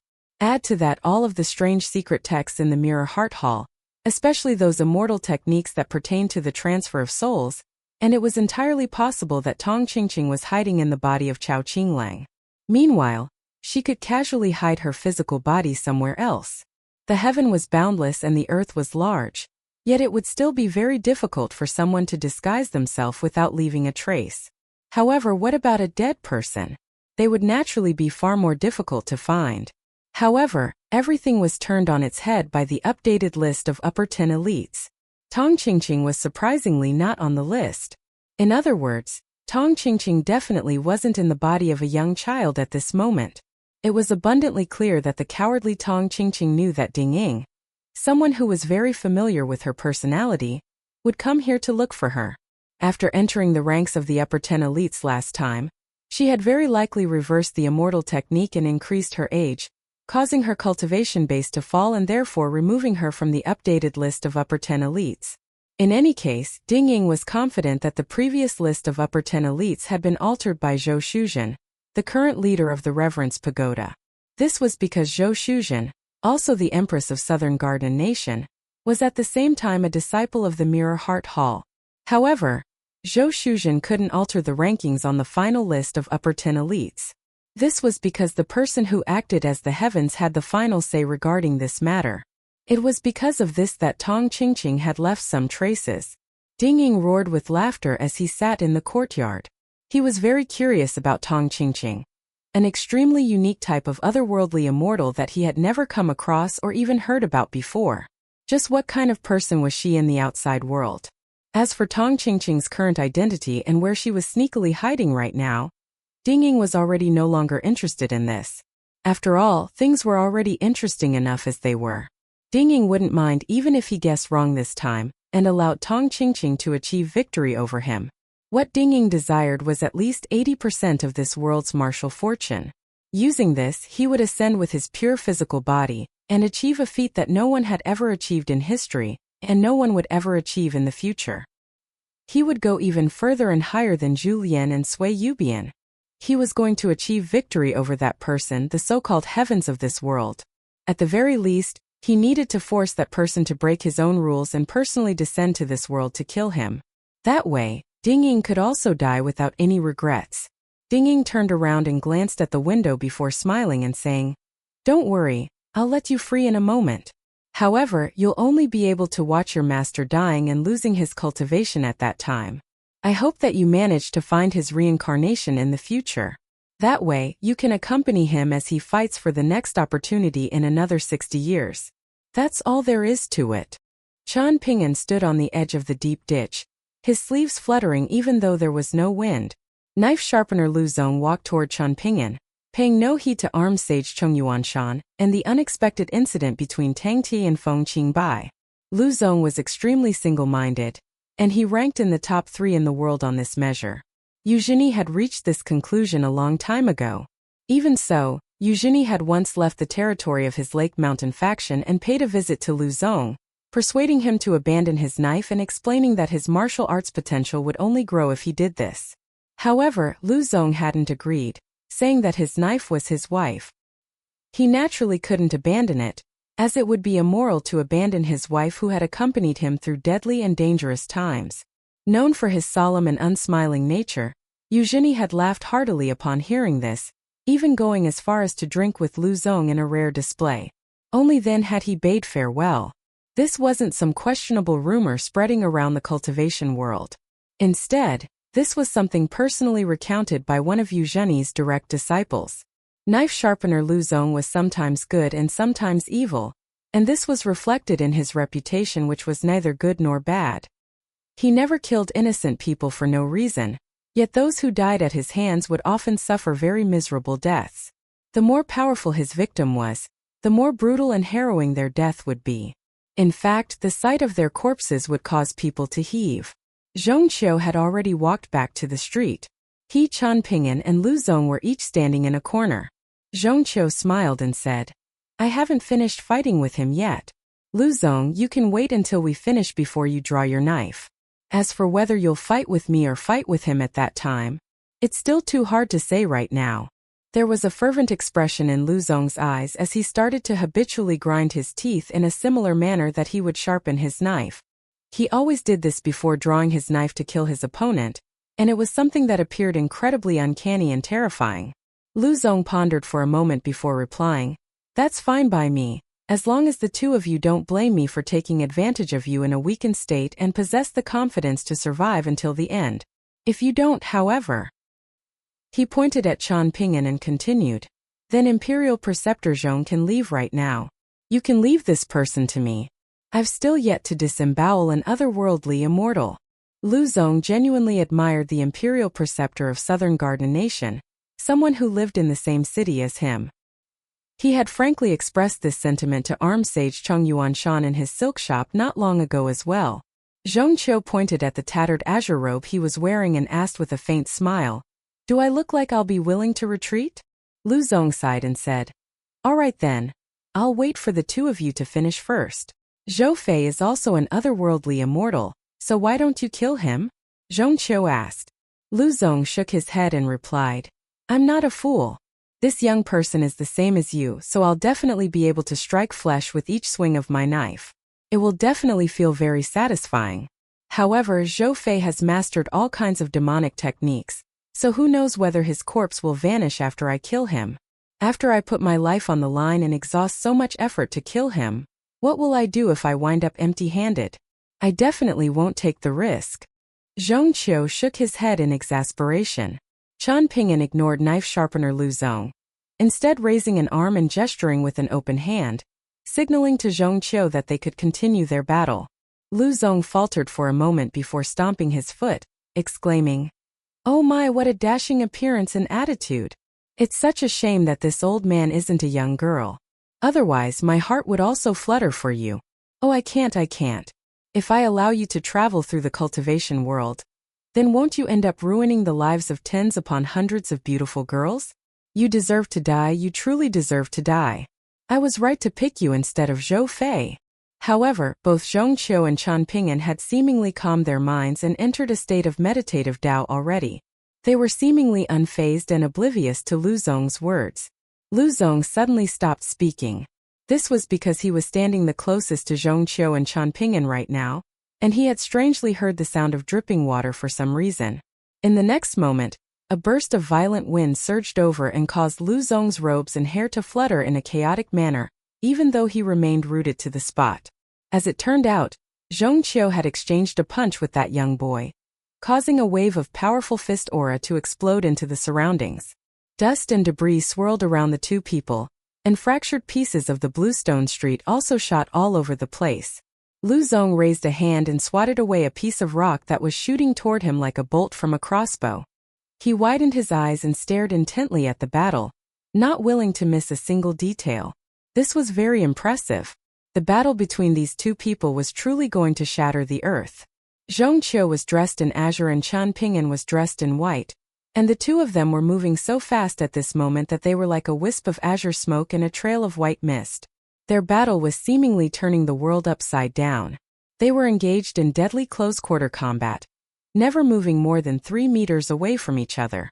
They maintained a distance of at most 3 arms' length from each other, so discounting the lengths of their own arms, this signified that they would only retreat 1 arm's length even if they were struck. Others built up complicated structures in small areas, while these two madmen were attempting to annihilate cities and shake mountains while staying within the smallest possible area. Did they truly possess mortal physiques? The two nimble and faintly discernible figures were close to destroying the entire street. However, as if they had come to an agreement before, not a single wall or building on the two sides of the street was harmed.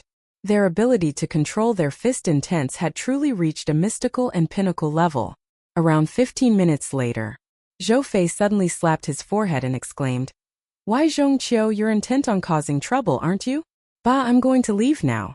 I truly can't watch this any longer. In any case, there's still Ding Ying and Eugenie to clean up the mess."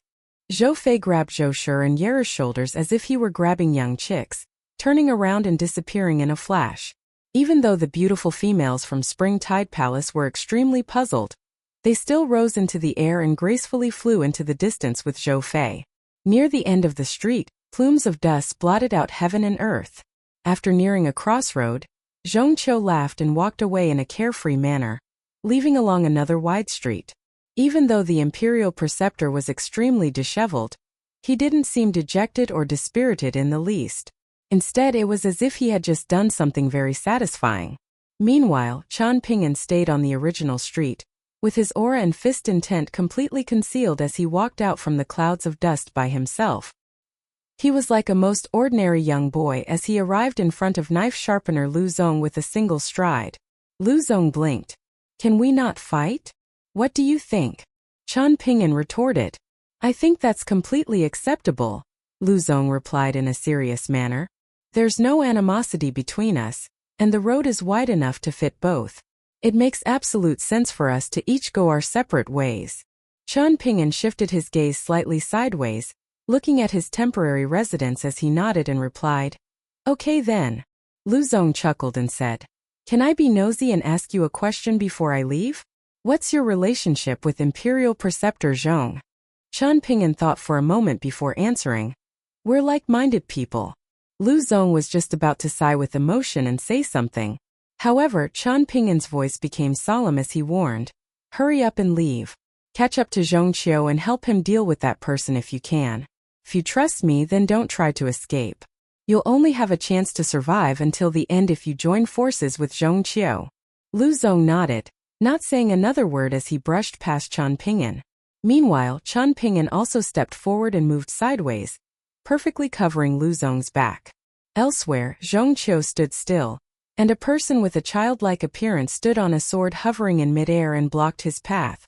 On Qian Ping'an's side, Ding Ying, wearing his silver-colored lotus flower hat, slowly walked out from a small alley. The old man was holding a continually trembling flying sword between his fingers. The two old friends reunited on the silent street. On top of the hovering flying sword, there stood Eugenie, who looked like a young child. Sword light dazzled like colored glaze, both splendid and smooth. Eugenie was the leader of Lake Mountain faction and the leader of the righteous forces in the world. After cultivating martial arts to a pinnacle level, however, he had resolutely abandoned everything to cultivate immortal techniques instead.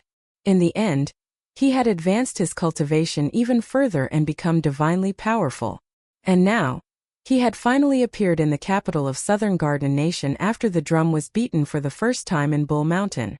After leaving Bull Mountain, the mountain located outside the capital that was the chosen area for ascension and the place where the heavenly drum was being struck, the first person whom Eugenie saw was his extremely good friend from the past, Imperial Preceptor Zhongqiu of Southern Garden Nation.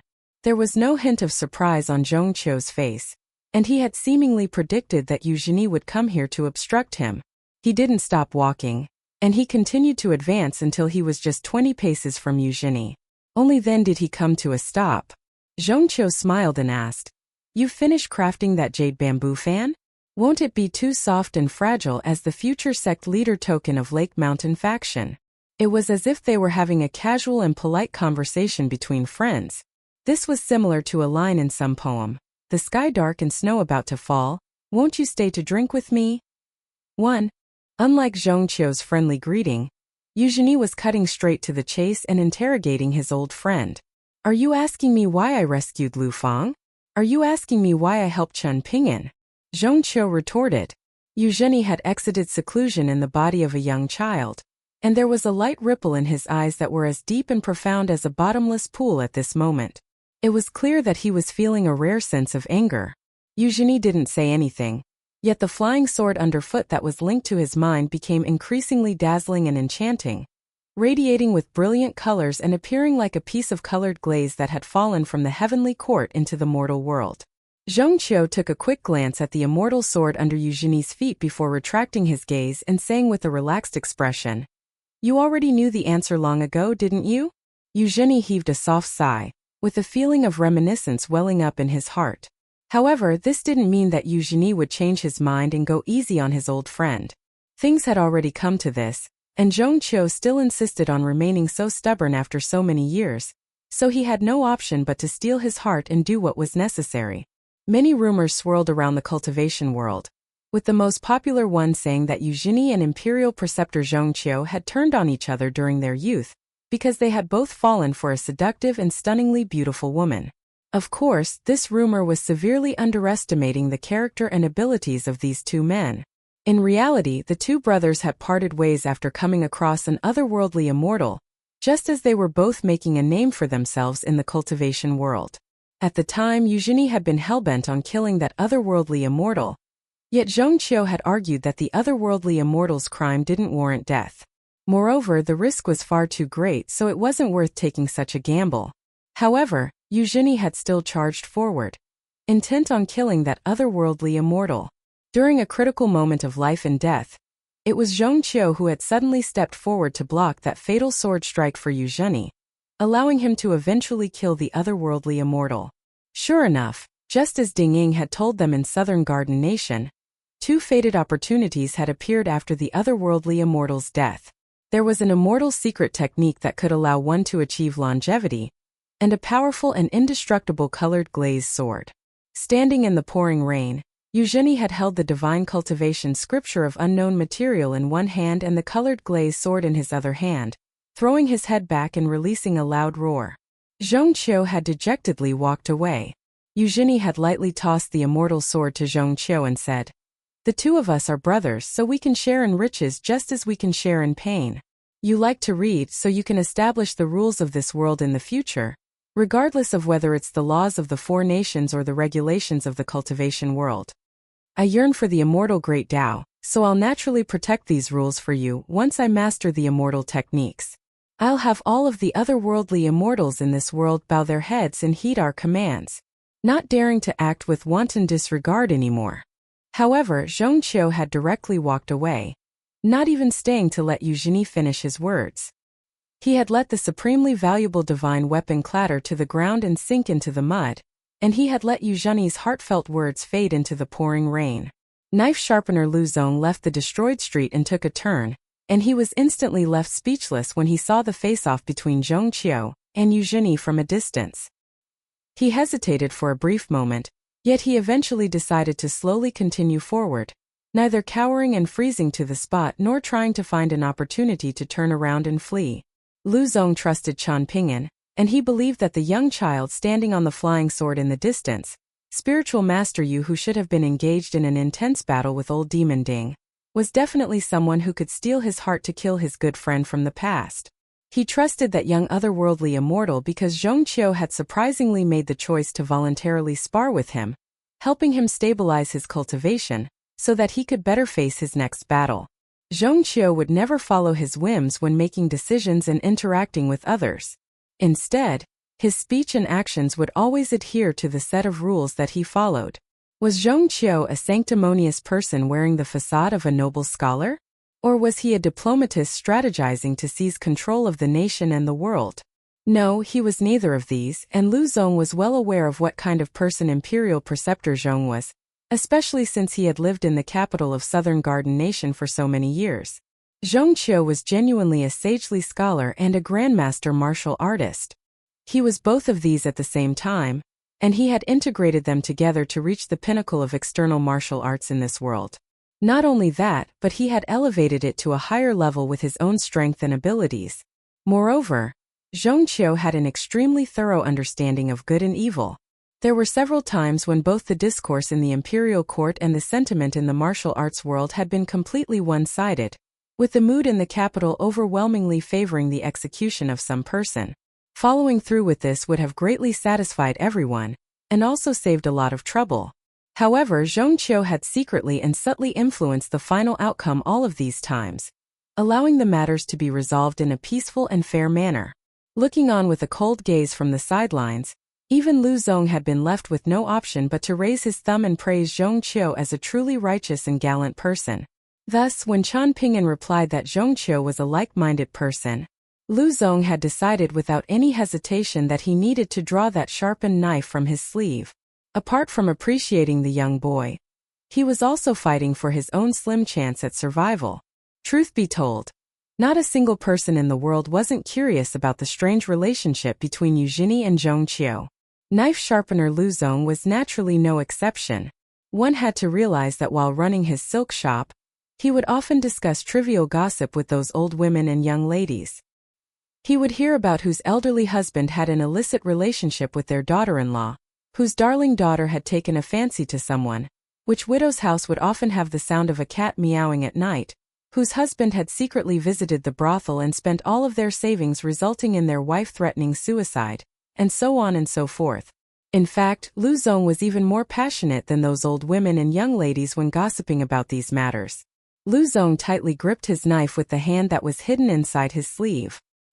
He was still yet to figure out who the meowing cat in that widow's house was, so he definitely couldn't die here today. In any case, there were also several candidates whom he had been considering as his opening, but also final disciples. He had observed them for many years, so it was about time to make a decision. Looking at the young child standing on the flying sword hovering in midair, Zhong Qiu sighed and remarked in a soft voice, "Eugenie, have you thought about this before? Standing before me today, you still have some slight differences from those otherworldly immortals. However, if you insist on continuing down this path, then there'll eventually come a day when you'll become just like them. Afterward, there'll arise another Zhao Zhini or Ma Zhini who wants to kill you, feeling that their actions are justified and righteous." Eugenie shook his head and replied, "Zhong Qiu, you're still unaware of the current situation, aren't you? The location for ascension this time is still Bull Mountain. However, the number of people who can ascend has already changed. It's no longer 10 people, and it's instead only 3 people. However, these 3 people have the right to pick 5, 3, and 1 realistically existing individuals from the history of the Lotus Flower Blessed Land, respectively, allowing these individuals to ascend with them. These 9 chosen individuals will very likely end up as nothing more than subordinates and puppets. I've already performed some divination and dinging Zhou Fei, and I will have the greatest chance of becoming the 3 people who achieve ascension." After saying this, Eugenie revealed the final list of upper 10 elites to Zhong Qiu. Lu Feng and Tong Qingqing weren't on the list. Zhong Qiu directly asked a key question, frowning and asking, "You're going to leave?" Eugenie shook his head and replied, "Of course not. I won't ascend Bull Mountain before the drum is struck for the 3rd time. I'll voluntarily relinquish my right to ascend, just like that maniac Zhu Lian from the past." However, his aim was to ascend with his physical body the 2nd time, while my aim is to prove to you that I was right to kill that otherworldly immortal in the past, and that you were incorrect to dissuade me. I'm going to make it such that the world will be peaceful and stable as long as I'm still alive. Zhong Qiu, your act of patching things here and mending things there is completely meaningless.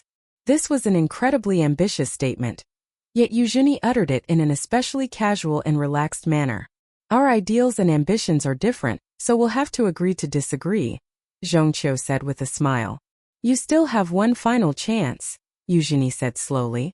"Join forces with me to kill that otherworldly immortal, Zhou Fei. Dinging won't stop us. After we succeed, you'll also be able to live until the end. As for whether you choose to climb Bull Mountain to ascend to the outside world, that's entirely up to you.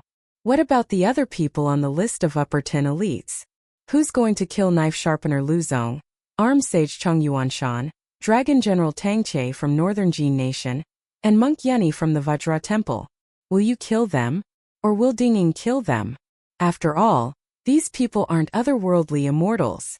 It was as if they were speaking to each other in a mutually unintelligible manner. Eugenie flared up in rage and roared. If others utter such foolish words, then I'll treat their opinions as mortally naive and beneath myself to care about. But coming from you, Imperial Preceptor Zhongqiu of Southern Garden Nation? Are you oblivious to the fact that sweeping changes in the world will undoubtedly require sacrifice?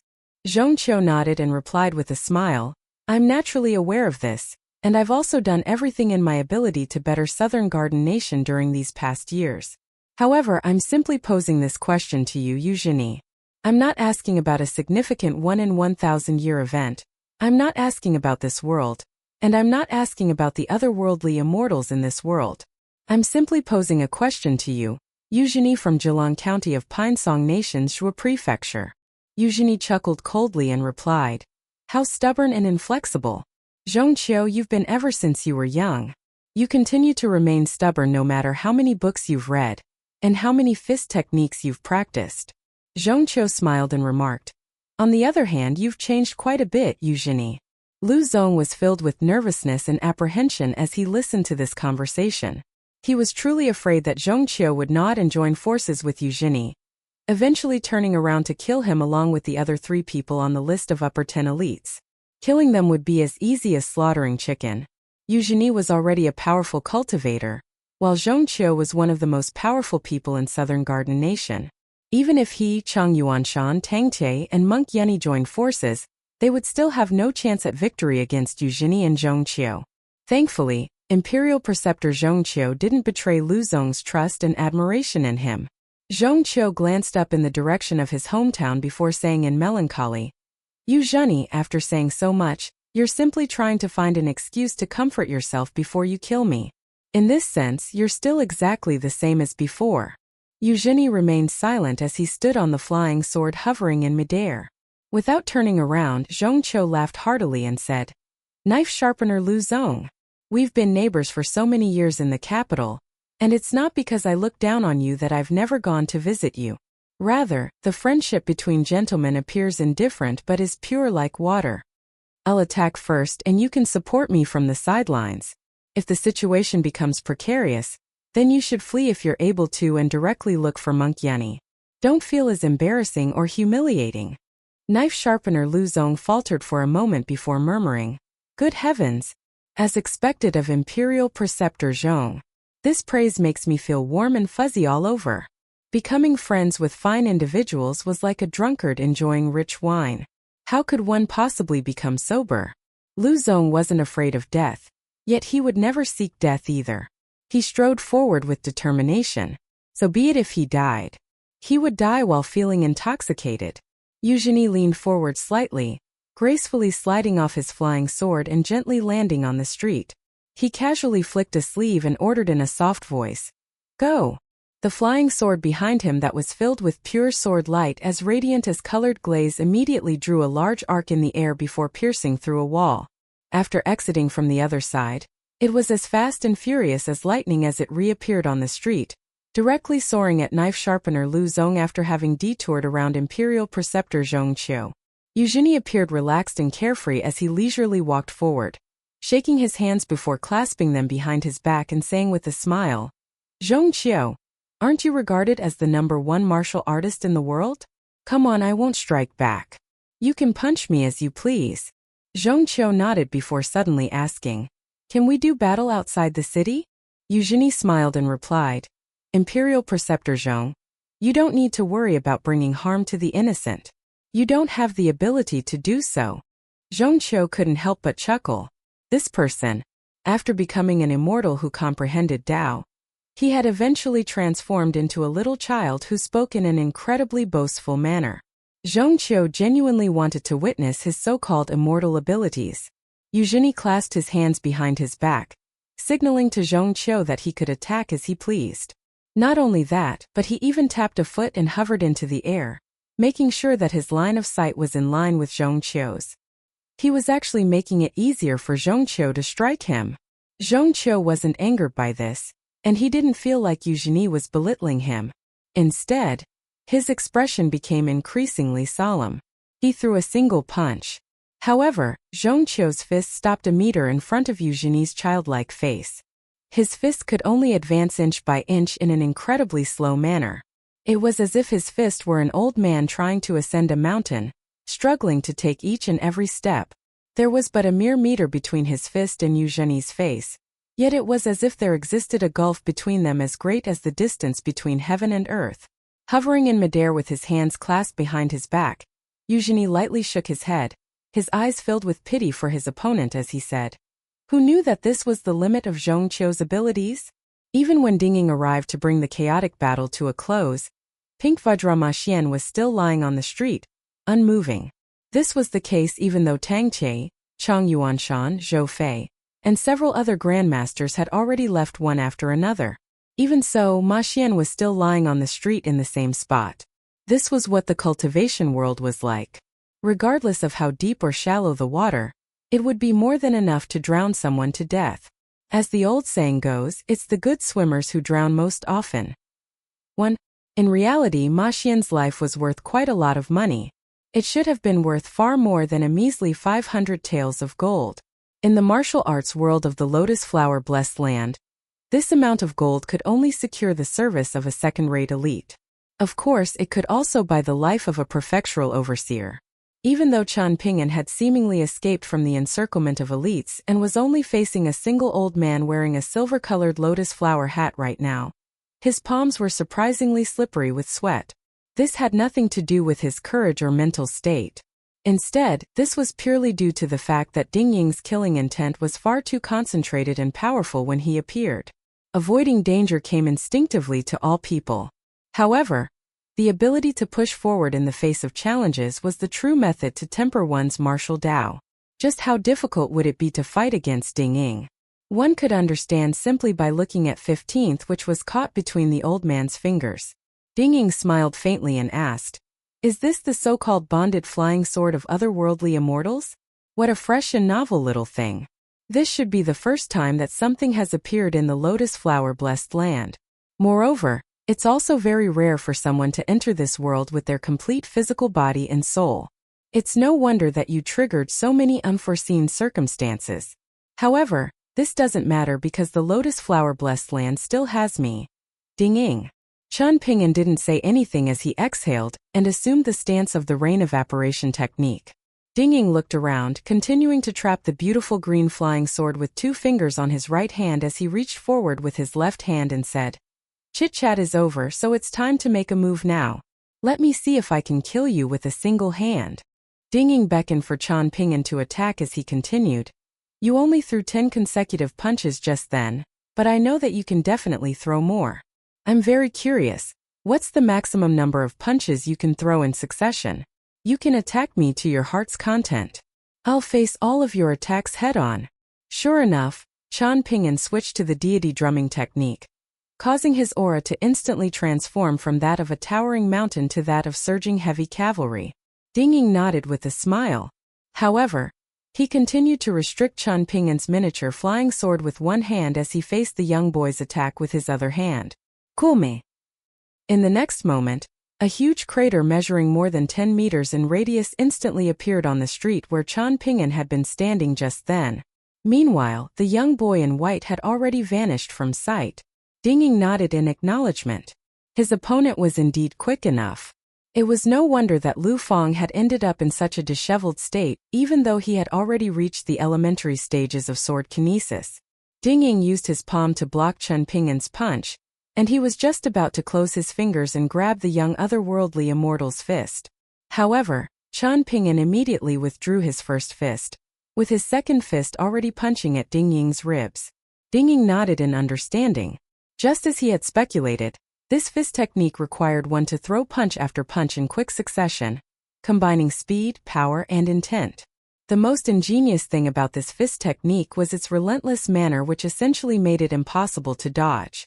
Instead, one would only be able to face it head-on. At first glance, the fist intent of these punches would only appear like a small mountain.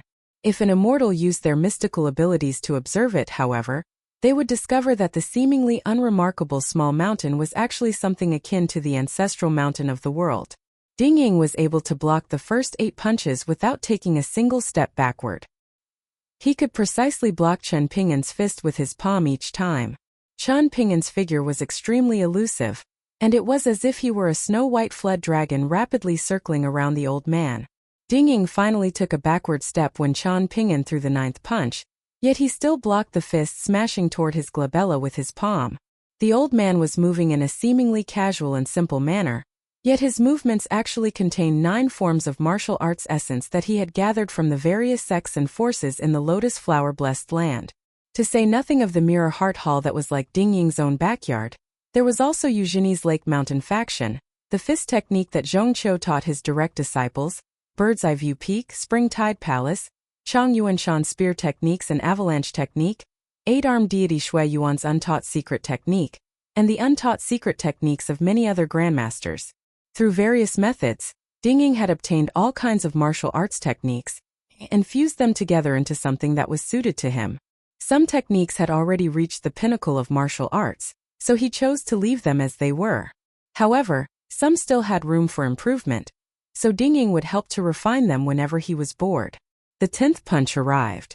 Ding Ying shuffled several steps sideways, yet he still had the leisure to smile and comment, "The only imperfection in your fist technique is its tendency to wound its wielder in the process of severely wounding the opponent. Show me how many punches you can throw, and let me see just how powerful your final punch will be." Chen Pingan continued to throw punch after punch, with his mind as calm as still water. This time, there was no one spectating the battle in the surroundings. This was because they didn't dare to. Old Demon Ding was notorious for his fondness of brutally killing those who spectated his battles.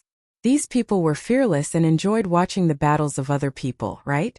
They liked to judge people and cheer from the sidelines, right? They liked to act shocked as if they had seen a ghost during the day, right? Whenever old Demon Ding found an opportunity for reprieve when battling with others, he would definitely launch a palm strike and smash several spectators into broken piles of minced meat. It was as if he were smacking mosquitoes or flies to death. Thus, Prince Wei Yan's monkey-like teacher had only arrived for a short while, hiding himself in the distance, before realizing it was old Demon Ding and immediately retreating from the scene. However, there was only a single Ding Ying after all, and the other top-notch elites like Zhongqiu and Eugenie would largely ignore spectators even though they disliked people watching their battles from the sidelines as well.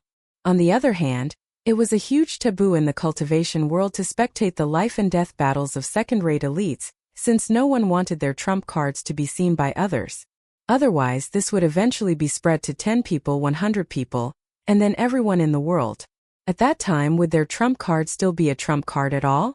The cultivation world wasn't big, and this was especially the case for first-rate grandmasters, with the cultivation world feeling even smaller to them. Chen Pingan and Ding Ying remained within 2 arms' length of each other the entire time. When Chen Pingan threw the 11th punch, however, Ding Ying increased the distance between them, as if understanding the might of the deity drumming technique. This might have been purposeful or coincidental, and he was struck by Chen Pingan's punch and forced to retreat around 1 meter. Back then, Lu Feng had been severely wounded by Chen Pingan's 10th punch due to his hasty response and his inability to block the attack properly. This was unlike Ding Ying, who had been accumulating his power from the beginning. Secondly, Lu Feng's entire focus was on cultivating sword techniques and not fist techniques, so his physique was naturally far inferior to that of Ding Ying's. Having Lu Feng face Chen Pingan's 10 punches was like having a team of foot soldiers face a group of elite light cavalry. The former would naturally crumble once attacked by the latter.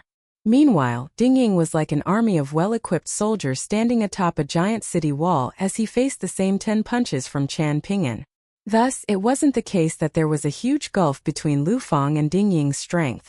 At the end of the day, Ding Ying was only able to block Chen Pingan's attacks with ease thanks to the lessons he had learned from Lu Feng and Zhongqiu beforehand. After blocking 11 punches, Ding Ying stood 3 meters away and forcefully shook his sleeves before Chen Pingan's next punch could arrive, shattering and dispersing the fist aura that had been lingering in his palm. There was sarcasm in his voice as he said, "Oh my, I might suffer some minor injuries if I have to face 3 or 4 more punches from you." The 12th punch blasted toward his head. and Ding Ying finally threw a punch for the first time, launching a fist to counter Qian Ping'an's deity drumming technique. Qian Ping'an retreated several steps, yet the mystical nature of the deity drumming technique was also put on full display at this moment, with the young boy throwing the next punch at an unimaginable speed and from an unimaginable angle. Indeed, this punch was even quicker than the previous 11 punches. Unable to throw a punch on time, Ding Ying could only raise his elbow in a seemingly sluggish manner to block Qian Ping'an's attack. The point of Ding Ying's elbow was smashed into his own chest. Ding Ying was sent flying back. Yet the true qi flowing inside his long robe helped him dissipate much of the fist aura's immense power. During this split second, Ding Ying suddenly sensed that his opponent had seemingly slowed down by a barely perceptible amount. He narrowed his eyes, shuffling back in retreat as he blocked the 14th punch and said with a faint smile, "Not long ago, a cheeky little thing was impudent enough to try to secretly travel through the ground and deliver this flying sword to you. However, I discovered its presence, and it might have been shocked to death or suffocated to death underground." Sure enough, Qian Ping'an didn't stop even though he had already noticed something amiss. His 15th punch violently surged toward Ding Ying. After Qian Ping'an's punch was blocked, Ding Ying retreated again, and his 2 fingers pinching 15th also trembled ever so slightly. Ding Ying wasn't astonished, and he instead felt a sense of delight. However, he didn't let these emotions show on his face.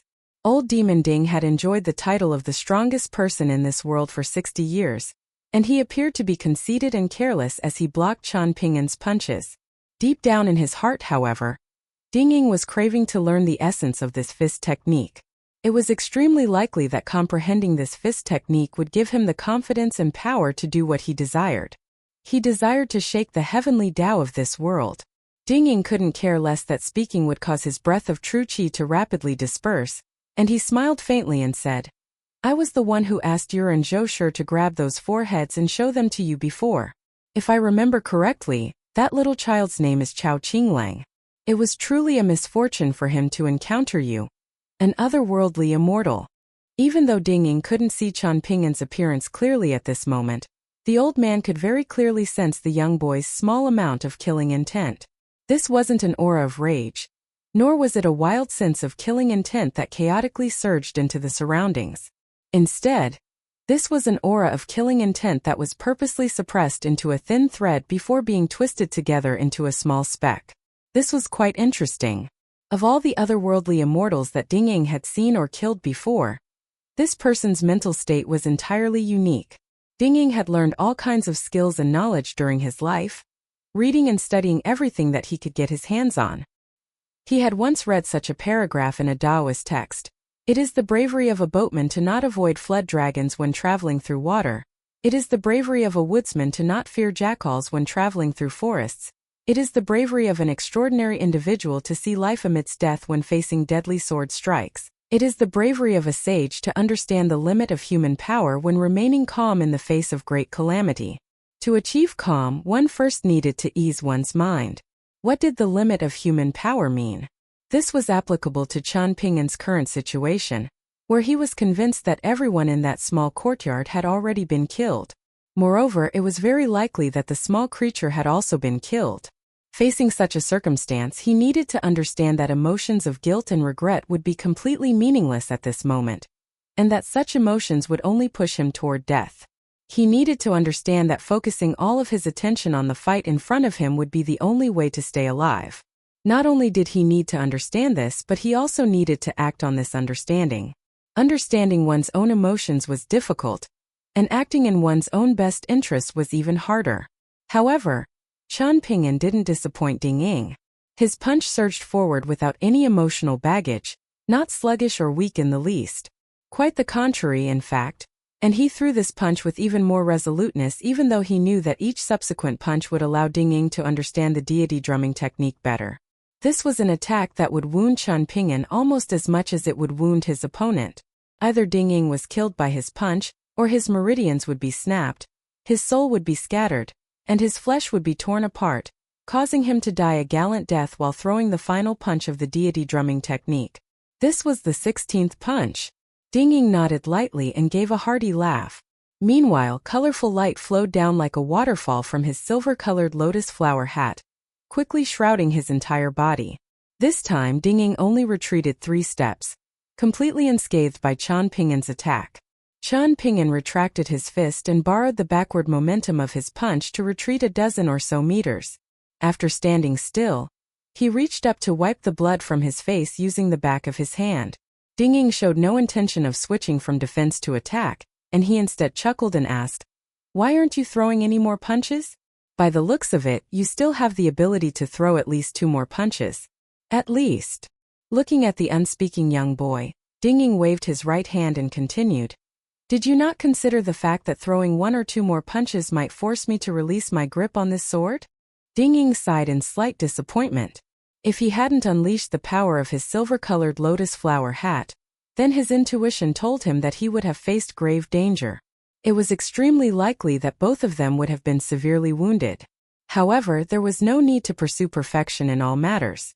The 16 punches from the young boy were already enough for him to study and analyze.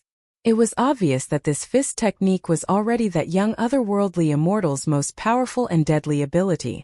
Ding Ying felt was already enough. And now it was time for him to deal with the proper matters.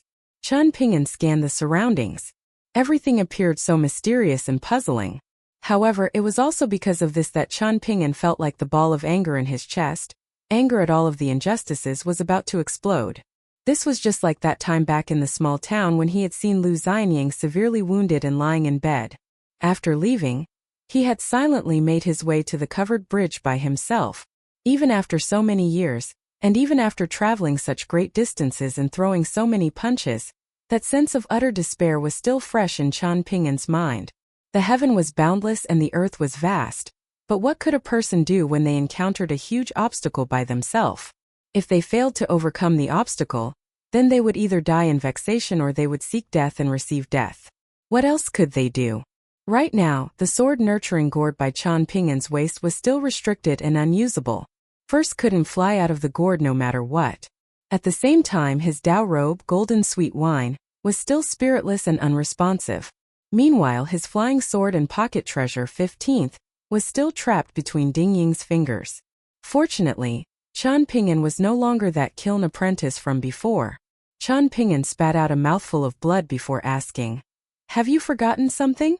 Ding Ying roared with laughter and replied, "Are you referring to the sword that you left on the table? You want to use that to fight against me? But do you really think you can walk over to retrieve it while I'm watching you?" Ding Ying answered his own question, shaking his head and saying, "If I don't want you to leave, then you, Qian Ping'an, won't be able to make it more than 30 meters from this place. I can already say this with absolute certainty. You're only a so-called pure martial artist in the words of you otherworldly immortals. You're not a sword cultivator at all, or else I wouldn't have been able to trap this miniature flying sword." Qian Ping'an cracked a grin and glanced at the Taoist hat on Ding Ying's head. "You're enjoying all of the opportune time, geographical advantage, and support from others. Don't you just feel amazing?" Ding Ying narrowed his eyes with killing intent exuding from his body as he replied, "Oh, you're unhappy about this, little boy? But what can you do about it? What word did you shout just now?" "Come right." Qian Ping'an raised an arm and repeated, "Am I right?" Ding Ying didn't say anything and simply replied with a cold chuckle. He thought to himself that this very peculiar otherworldly immortal was definitely trying to put up one final struggle. That being the case, he would observe the situation and take action accordingly. "Sword, come." Qian Ping'an commanded in his mind. From the wing room of that courtyard lasting qi, the sword imbued with sword qi weighing dozens of kilograms, instantly slid out of its scabbard. As if following the path that Qian Ping'an had last taken when leaving the courtyard, and seemingly in a display of might toward this heaven and earth, lasting qi was like a streak of brilliant white light as it tore through the window and left the courtyard, soaring through the alley before entering the street and scraping past Ding Ying's shoulder. And when Qian Ping'an grabbed the streak of brilliant white light, the flowing river of snow-white sword qi lingered in the air, twisting and turning in some places, yet also completely straight in other places. It didn't show any signs of dissipating. As Qian Ping'an held lasting qi, the blade of the sword was like frost, the sword qi was brilliant white, and the robe of the young boy was more dazzling than snow. In this world, the young boy with the surname Qian was invincible within an arm's length. And beyond that distance, He had a sword. 1. This refers to the fact that people become overconfident in their skills, which may eventually lead to their demise. Jianshan and Flying Dumplings thought Ding raised his arm, and the silver-colored lotus flower hat on his head surprisingly bloomed like a real lotus. The originally closed lotus petals peeled back and extended outward, swaying in a lively manner. Ding placed the miniature flying sword between his fingers inside the lotus, after which the lotus petals closed again, returning the Taoist hat to its original form. The old man clasped his hands behind his back and peered down at the river of sword qi flowing near him. Even someone like Ding couldn't help but feel that this was a spectacularly beautiful sight that he had never seen before. As he looked down at the snow-white stream of sword qi lingering in the human world, Ding smiled and asked, "Chen Pingyan, is this the sword kinesis technique of sword experts? You and Feng Qingbai both used this technique before. I was careless, and I didn't imagine that you could use sword kinesis from such a great distance. However, this doesn't matter because the outcome is already set in stone. Moreover, this is an immortal sword. Yet you're not truly gripping the hilt with your hand? You're only feigning the fact that you're holding it? Is this not a great shame?" Ding withdrew his gaze from the lingering sword qi and turned his eyes to Chen Pingyan, continuing, "Or perhaps you're unable to fully control this immortal sword. What an absolute pity. In any case, is all this mist-like and water-like matter sword qi? Shouldn't sword qi dissipate very quickly?" Chen Pingyan hadn't imagined that Ding would possess such keen observation skills and notice his outwardly harmonious but inwardly discordant relationship with the immortal sword so quickly. One time outside the Flying Eagle Fortress, Chen Pingyan had drawn this sword, lasting qi from its scabbard. However, the sword qi had instantly severed all of the flesh and blood from his arm, leaving only white bone. In the end, Chen Pingyan's severe wounds had only healed after Lu Tai used mystical pills and medicines from the naturalist Lu clan to treat him. Chen Pingyan naturally hadn't summoned lasting qi to his side from such a great distance using some kind of divine sword kinesis technique. Instead, lasting qi's sword qi had seeped into Chen Pingyan's physique due to his interaction with it day and night for such a long period of time. At the same time, his soul also developed the ability to manipulate the sword qi. Thus, the two of them had remained linked even though they had been so far apart. Ding pointed at his lotus flower hat and said, "You've obtained your sword now, while I've temporarily lost the ability of my immortal Taoist hat. With you becoming stronger and me becoming weaker, our imminent fight is quite fair, can't it?" Chen Pingyan weighed the sword in his hand and felt like it was just right. It was heavier than deep infatuation. The sword stored inside 15th. Ever since obtaining the proper sword scripture from Old Dragon City and starting to practice the sword on Osmanthus Island, Chen Pingyan had always felt like his swords were too light. Even though he only feigned holding lasting qi right now, he still felt like the immortal sword's weight was quite suitable. Things would be fine as long as its weight was suitable. Only at this moment did Ding elevate his opinion of Chen Pingyan from the level of Lu Feng, Zhongqiu, and the others to the level of Yu Zheni, someone who cultivated immortal techniques. The difference lay in the fact that regardless of how mystical Lu Feng's sword techniques were, and how peerless Zhongqiu's fist techniques were, they would still appear like nothing more than little children waving willow branches around and drunk old men wildly throwing punches around in the eyes of Ding. In this world, only Yu Zheni had reached the pinnacle level of both offense and defense, and could hope to wound Ding. Chen Pingyan exhaled heavily. The only good thing about fighting here was the fact that his opponents wouldn't take advantage of him while he was replenishing his qi. It seemed like the martial artists in this world didn't take the first step that all pure martial artists in Majestic World took. In Chen Pingyan's home world, martial artists followed a path completely contradictory to that of qi refiners, in the sense that they needed to expel all of the spiritual energy from their bodies. They would then refine a breath of pure true qi that was lively like a flood dragon, and would swim through their organs, bones, and acupoints. Like a group of elite cavalry expanding their nation's territory, this breath of true qi would also forge many paths for itself to travel through. Only after taking this step could one be considered a genuine martial artist who had set foot on the path of martial Tao. In the lotus flower-blessed land, however, martial artists didn't have such a custom at all. Perhaps this was due to the sparse spiritual energy in this world. Because of this, martial artists here lacked tempering and possessed relatively weak foundations. The so-called return to natural simplicity that many martial arts grandmasters in this world pursued was, in fact, just the ordinary path of martial arts that existed in Majestic World. However, martial artists born in this world would only become enlightened and aware of this fact after they had already reached a certain height. Only then would they retroactively try to temper their cultivation. Even so, the cultivation world had still produced many extraordinary prodigies in the past 100 years. For example, people like Ding Ying, Yu Zhini, and the others. Flicking through the history books, there was also Wei Xian, Lu Baixiang, Sui Yubian, and other astonishing talents. Ding Ying smiled faintly and said, "Apart from the lotus flower hat on my head, the immortal sword in your hand is the second thing in the world that I want to obtain." Chen Ping'an advanced using the six-step walking meditation stance of the mountain-shaking fist. Contained within his stance was the top-notch fist intent of Zhongqiu's fist stance. There were slight variations in each of Chen Ping'an's steps, yet they still seemed extremely coherent and natural, especially since he had already practiced fist techniques more than 1,000,000 times. Fist intent had already taken root in Chen Ping'an's bones and become part of his identity. Not only that, but Zhongqiu had secretly taught Chen Ping'an his fist stance Mountain Peak, while pretending to fight with him as well. This fist stance was graceful and natural like the water and clouds, allowing it to mesh flawlessly with the six-step walking meditation stance of the mountain-shaking fist.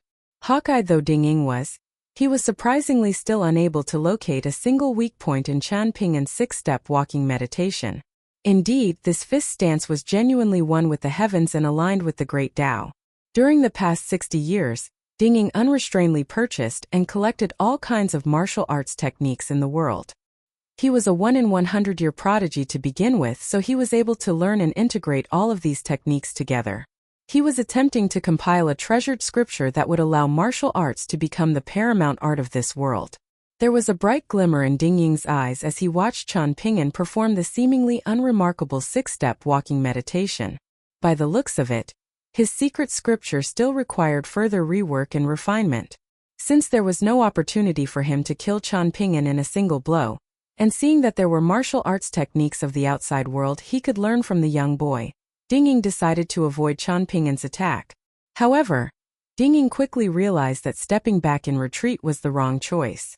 After taking the sixth step, Chen Ping'an's aura had already risen to the pinnacle, with his fist intent so concentrated that it was almost tangible and liquid-like, similar to beads of water rolling across a lotus leaf.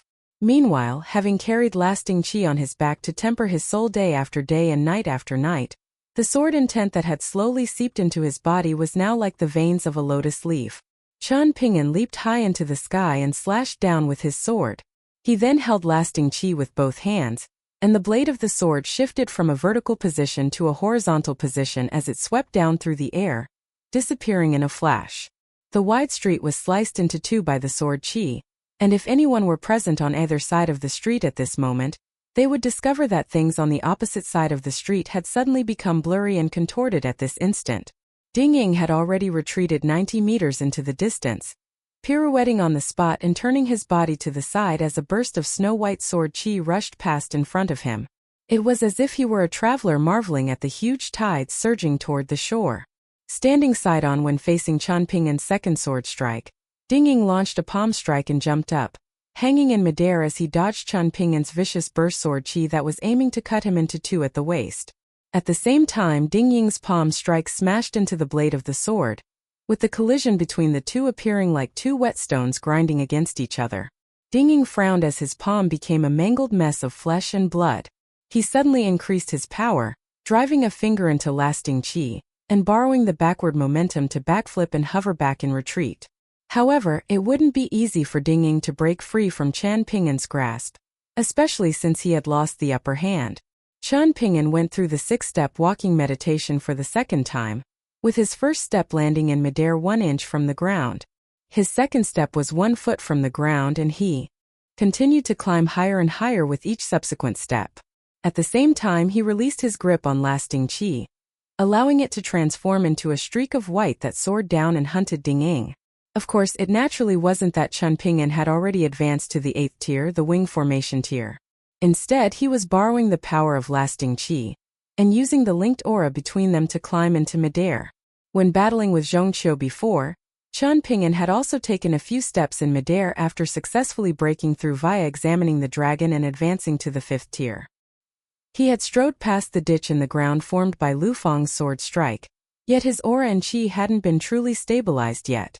Both of them had been surging outward like chaotic floods, and it was because Zhong Qiu had noticed this that he had unleashed several more punches to help Qian Ping'an temper and stabilize his martial Dao.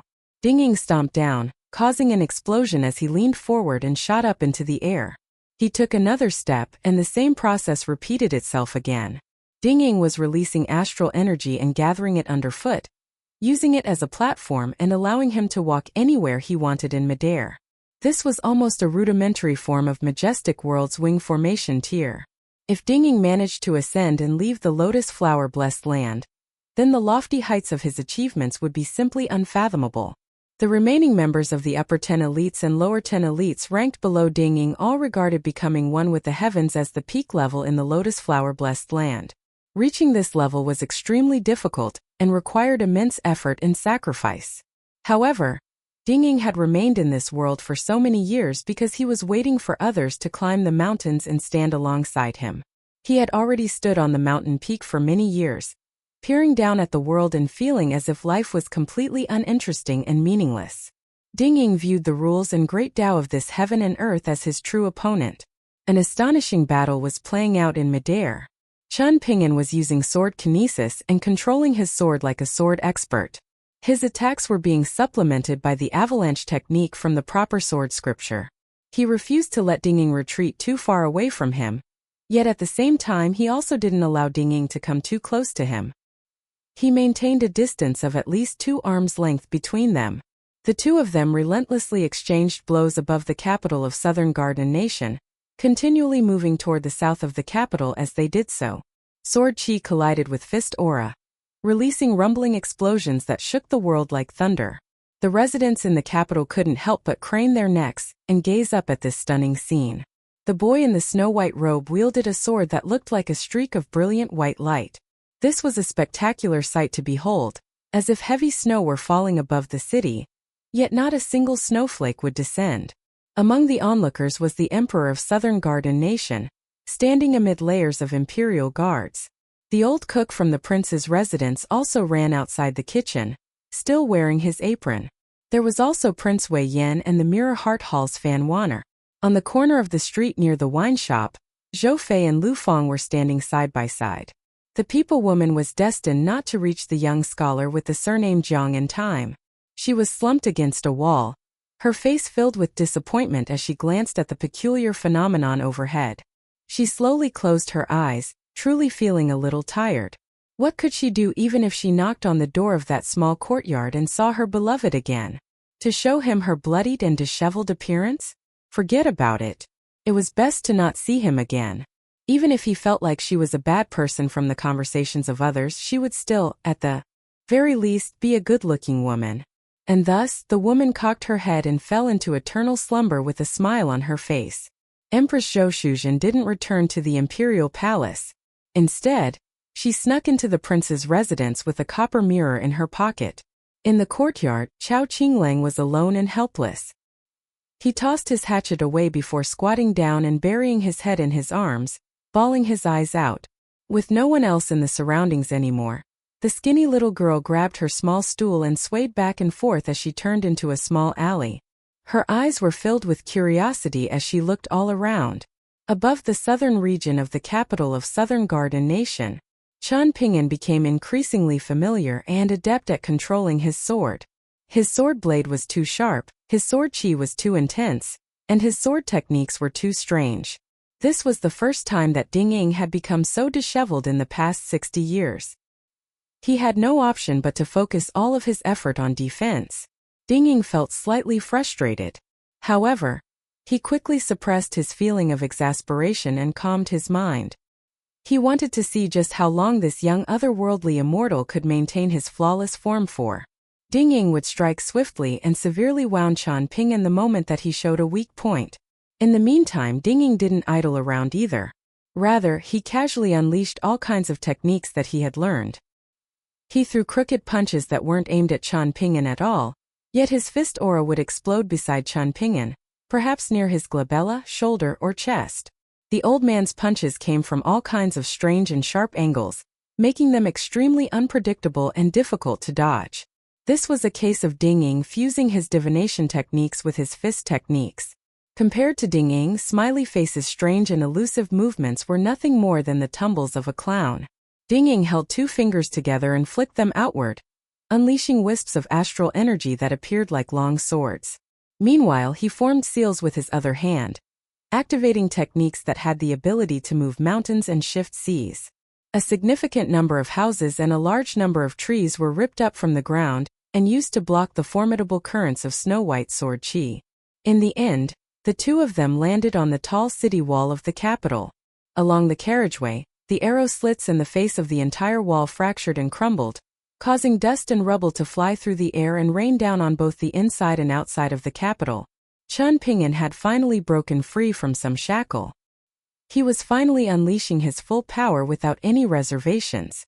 His sword kinesis technique was almost as powerful as the ability of immortals to manipulate their swords with their minds. The long carriageway was utterly annihilated by lasting sword chi's overwhelming sword chi. There were occasionally minor gaps and pauses, yet Ding Ying would immediately be smashed back into the cage of sword chi by Chen Ping'an's ruthless fists whenever he attempted to break free. Ding Ying was the most powerful person in the world, having sat on the throne of the cultivation world for the past 60 years. Today, however, he was being completely suppressed for the first time, suffering such a disadvantage that he had no option but to defend with all his might. Even though Ding Ying wasn't injured, several tears had already appeared on the cuffs of his sleeves. Chen Ping'an was quick and agile on his feet as he continued to calmly dance around the obliterated carriageway, maintaining a middling distance from Ding Ying. It was clear that Ding Ying was infuriated as well, with several jabs from his fingers striking lasting chi on the blade or hilt, causing its sword chi to collapse and explode into the surroundings. However, the sword chi radiating from the blade was so abundant that it could condense into a long stream, rendering this amount of damage entirely negligible. This was analogous to a boulder smashing into a river and causing water to splash onto the shore. The amount of spilled water was simply negligible. A thought suddenly occurred to Chen Ping'an, and he jumped on top of an arrow slit that had already been smashed in half. He held 2 fingers together in a standing meditation pose, the sword furnace stance of the mountain-shaking guide. Lasting chi, which had been furiously circling around Ding Ying, suddenly rose more than 30 meters into the sky. The flying sword was already lightning quick to begin with, yet it sped up even further to an unfathomable speed. It genuinely vanished from sight before transforming into a column of white light that descended from the sky, complete with wild wind and thunderous lightning. The sword split the city wall of Southern Garden Nation into 2 before exiting at the foot of the wall and arriving beside Chen Ping'an in a flash. It rang as it hovered beside the young boy. The dust settled, revealing Ding Ying's figure. The old man raised his hand, exposing the cuff of his right sleeve that was now in tatters. Chen Ping'an reached out and feigned grabbing the hilt of lasting chi. His palm touched the hilt of the sword for a brief moment, yet he immediately loosened his grip afterward. Ding Ying roared with laughter and exclaimed, "I've never been able to stretch and relax my bones and muscles so much in the past 60 years. Chen Ping'an posed the same question as before, asking, "Don't you just feel amazing?" Ding Ying had remained unfazed the previous time. This time, however, he couldn't help but feel slightly humiliated. He stomped his feet, after which his figure started to become fleeting and elusive. Chen Ping'an could vaguely see him assuming an unknown fist stance. Behind Chen Ping'an, there was also the blurry shadow of the old man wearing the lotus flower hat, this one forming an ancient heavenly official seal with his fingers. To his right, in the sky above the capital of Southern Garden Nation, Ding Ying twisted his arms and massaged an orb of blinding light between his palms. To his left, hovering above the city wall of the capital, Ding Ying extended his arms and swiped down with his hook-like fingers, causing 2 fractures that each measured more than 30 meters in length to race down along the city wall. Chen Ping'an feigned holding lasting chi and unleashed the avalanche technique using his sword chi, aiming to smash through his opponent's defenses. At the same time, he blocked Ding Ying's attacks using the proper sword scripture's deity suppression technique with lasting chi. He was focusing on 2 things at once. The next moment, A gigantic hole measuring 18 meters in height and 15 meters in width appeared on the city wall of the capital. Dust and rubble blotted out heaven and earth.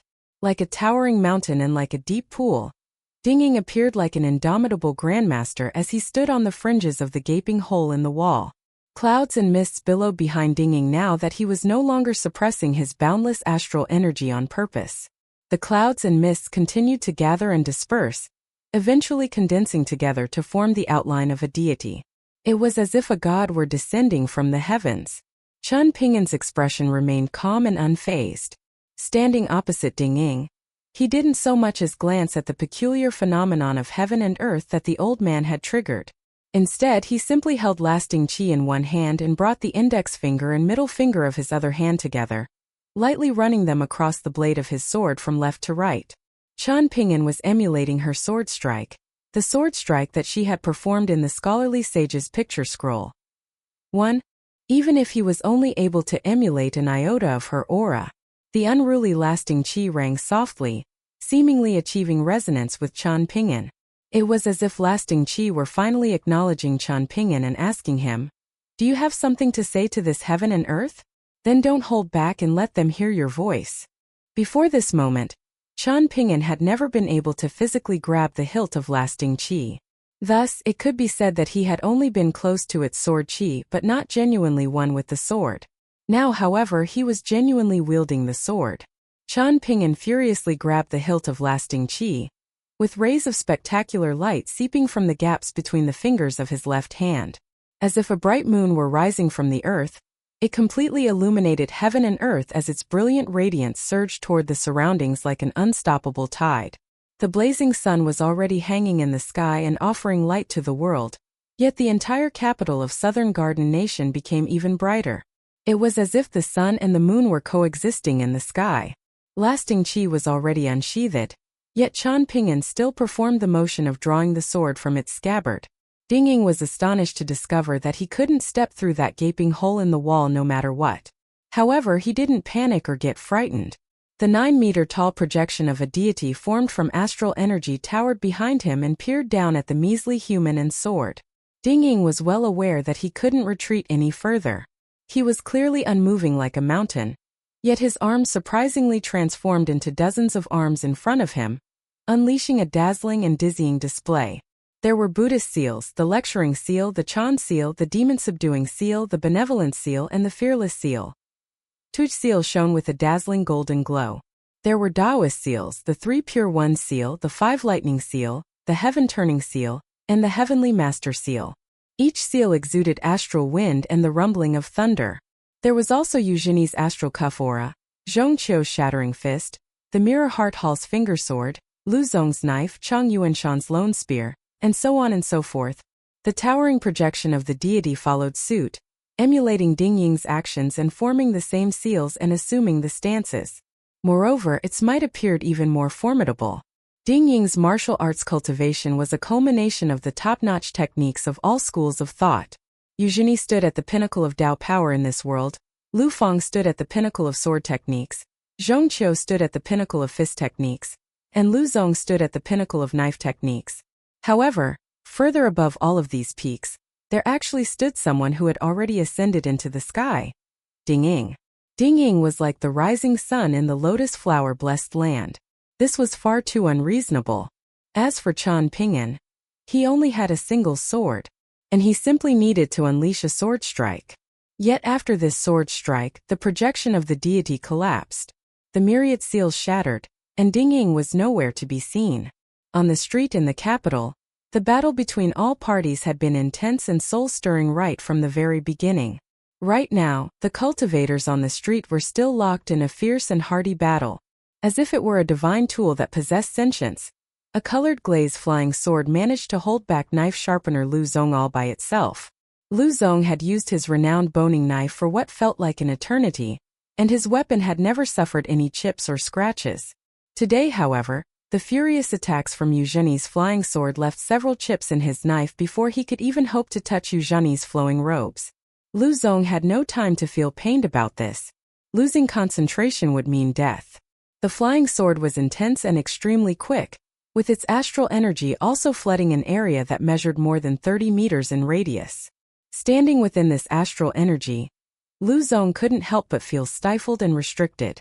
As expected of Yu Zhini, leader of Lake Mountain faction and also a genuine immortal, he was at least as powerful as two Lu Zongs combined, and Lu Zong was the fifth most powerful person in this world. Following the glance out of the corner of Lu Zong's eyes, it was extremely likely that Yu Zhini was actually as powerful as two Zhongqius combined. Zhongqiu continued to throw punch after punch, with his expression remaining unfazed even after he experienced failure after failure. There was a bright glimmer in his eyes, and he didn't feel deflated or discouraged at all. Imperial Preceptor Zhongqiu was still the same Imperial Preceptor Zhongqiu as always. However, the more this was the case, the more one would feel pain in one's heart. The world shouldn't have been. This was a feeling that would cause grief and indignance to well up in one's heart. Zhongqiu continued to throw punches. As if he were taking a leisurely stroll, Yu Zhini continued to casually walk forward in the face of Zhongqiu's relentless attacks. He would at most take a small detour around the battlefield of Lu Zong and his flying sword. He walked past the numerous shops in the street, glancing up at the inscribed plaques and looking over at the couplets that had weathered the spring rain. Yu Zhini smiled and asked, "Are you feeling regret for not accepting that immortal sword back then? You know, the path you've chosen is only suitable for mortals in the mortal world. You won't be able to make it far if you try to ascend the mountains. Even if you're given another 30 years and you are allowed to ascend to the peak of the mountain, you'll still find that your path leads to a dead end. You'll only feel more regret at that time. Zhongqiu, ever since you were young, you always cared about those insignificant things that no one else cared about. In my eyes, it's not unique and outstanding. It's foolish." Zhongqiu remained silent. It was an extremely peculiar scene, with one side taking a beating yet remaining completely relaxed. Yu Zhini had already turned a corner and walked onto the imperial carriageway. If he continued forward, he would eventually arrive at the imperial city and imperial palace of Southern Garden Nation. The imperial hall was even grander and more majestic than the imperial palace of Pine Song Nation. 10 peculiarly shaped immortals and beasts were on each of the 8 roof ridges, with a phoenix riding immortal in the lead, followed by a dragon, phoenix, lion, heavenly horse, seahorse, swanee, yayu, xieji, donyo, and xingshen. 1. Some powerful and influential rulers and officials could see these beasts in person, yet some beasts weren't visible. Yu Zhini pointed forward and said, "When we were young, you were extremely curious when you read about the descriptions of these 10 beasts of the roof ridges. You said that you definitely wanted to see them in person in the future. Afterward, you managed to live outside the imperial palace for several decades. So, have you seen them in person yet?" Zhongqiu finally replied, "Yu Zhini, don't think that you're all that capable and mighty, and don't treat yourself as transcendent above normal humans simply because you cultivate immortal techniques. You look down on everything from a seemingly lofty position, and you wear an expression of reminiscence whenever you talk about people and matters from your mortal past. You need to see and understand more of the joys and sorrows of the mortal world." "No, what am I even talking about? You have no idea about these things." Yu Zhini nodded and remarked, "The vulgar views of a mere mortal. One should only deal with matters befitting of their status. The same applies to cultivation. Zhongqiu, it's not that your principles are incorrect, but it's simply the case that they're not lofty enough. This is because you're considering things from a very lowly position." A hint of sadness flashed across Zhongqiu's eyes. He ceased his punches and looked toward the imperial palace. Yu Zhini also stopped walking forward, chuckling. "Such soft and airy punches. Zhongqiu, perhaps you haven't eaten for a few days? Maybe I should give you an hour to fill your belly first." Zhongqiu cursed in an extremely rare display, exclaiming, "I'm afraid that I'll punch the shit out of you." Sure enough, Zhongqiu was still the same Zhongqiu as before. No matter how many books he read, he would still be that hillbilly from the Jilan County of Pinesong Nation Shui Prefecture when he was forced into a corner. Was this not the case? Yu Zhini clutched his stomach and roared with laughter, saying, "After reading books from the heavens, learning immortal techniques, setting foot on the bridge of immortality, cultivating supreme Tao, entering seclusion, and abstaining from food for many years, there's truly no need to piss, shit, or fart anymore." Zhongqiu sighed and asked, "You're actually waiting for that other battle to conclude first?" Eugenie nodded and replied. And so what if I am? It's not like you can shatter my astral energy anyway. He then shook his head and continued. I'm not waiting for that battle to conclude. Rather, I'm waiting for Chan Ping'an to die. Zhong Qiu suddenly turned around and looked down at the childish body of the person who was once his friend, a strange smile on his face. Eugenie craned his neck and looked up at him, asking, What's wrong? Do you remember that one time we were standing outside the office of County Magistrate Ma back then? Zhong Qiu asked. Eugenie thought for a moment, and a look of realization quickly appeared on his face. I would have genuinely forgotten if you didn't bring it up. Many years ago, Eugenie had only been the son of a mere petty official in his hometown of Jilan County, with his father far from reaching the official ranks of the imperial court. Zhong Qiu's family had been even worse off. The two of them had become best friends at a very young age, and Eugenie had yearned to enter the cultivation world while Zhong Qiu had dreamed about becoming a scholar. Neither of them had been resigned to their state. While young and energetic, Zhong Qiu had fallen in love with the darling daughter of County Magistrate Ma. Thus, Eugenie had come up with all kinds of ideas and plans for him. The girl hadn't liked Eugenie to begin with, and she had felt increasing dislike toward him as the days passed. Late one night after becoming smashed on drinks, the two of them had taken a piss on the back wall of County Magistrate Ma's office. Unexpectedly, however, County Magistrate Ma's daughter had secretly snuck out with her maidservant to meet up with a scholar from outside of town. Upon opening the gate, the two girls had coincidentally come across Zhong Qiu and Eugenie pissing on the wall. County Magistrate Ma's daughter had been relatively shy, while her maidservant had been extremely forthright and fierce. She had actually glanced between their legs before saying with an expression of disdain, Why are you swinging two tiny little worms around at night? Afterward, Zhong Qiu and Eugenie had never gone anywhere near the county magistrate's office again. Eugenie recalled this matter after being reminded by Zhong Qiu, but he didn't feel was anything interesting or worth ruminating over. So, why was Zhong Qiu suddenly mentioning this matter? Perhaps there was some deeper meaning behind it?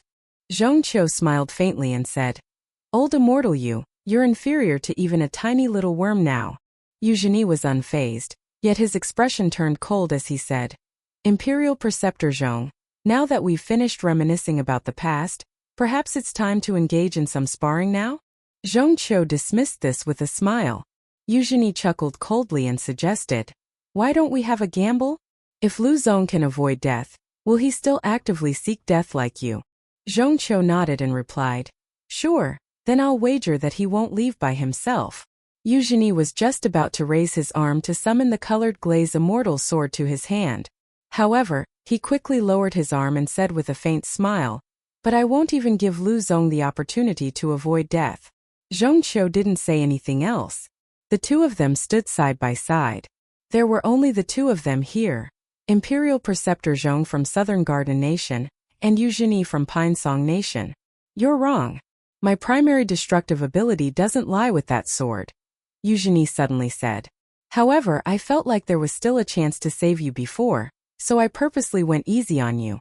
Just like when we were young, I was always willing to cater to you no matter what. Not only that, but I also needed to look after your feelings. However, Zhong Qiu replied with a strange remark that couldn't be any further from the topic at hand. He turned around to gaze at the city wall in the south as he said in a soft voice, Eugenie, you're standing in the most awkward position right now. You're neither the radiant sun, nor are you the bright moon. Indeed, this world will still be complete, even if you cease to exist. The skinny little girl carried the small stool all the way to the only courtyard that still had its door open. She poked her head inside, only to see Chao Qinglang squatting on the ground and bawling into his arms. She knocked on the courtyard door before stepping inside and purposely asking, Hey, is there anyone here? I'm going to enter if there's no one here. When Chao Qinglang finally raised his head with an alert expression, the skinny little girl casually tossed the small stool to the ground before looking around and asking without a care in the world, Is this your home? I've come to return this. Chao Qinglang grabbed the hatchet from the ground and held it in front of him, exclaiming, Who are you?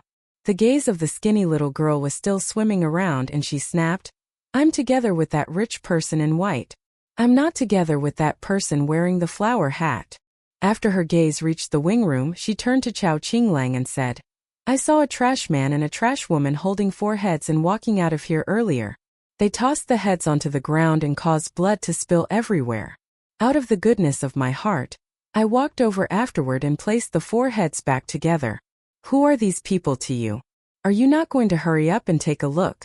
Chao Qinglang instantly burst into tears again, and he turned around and sprinted toward the courtyard door.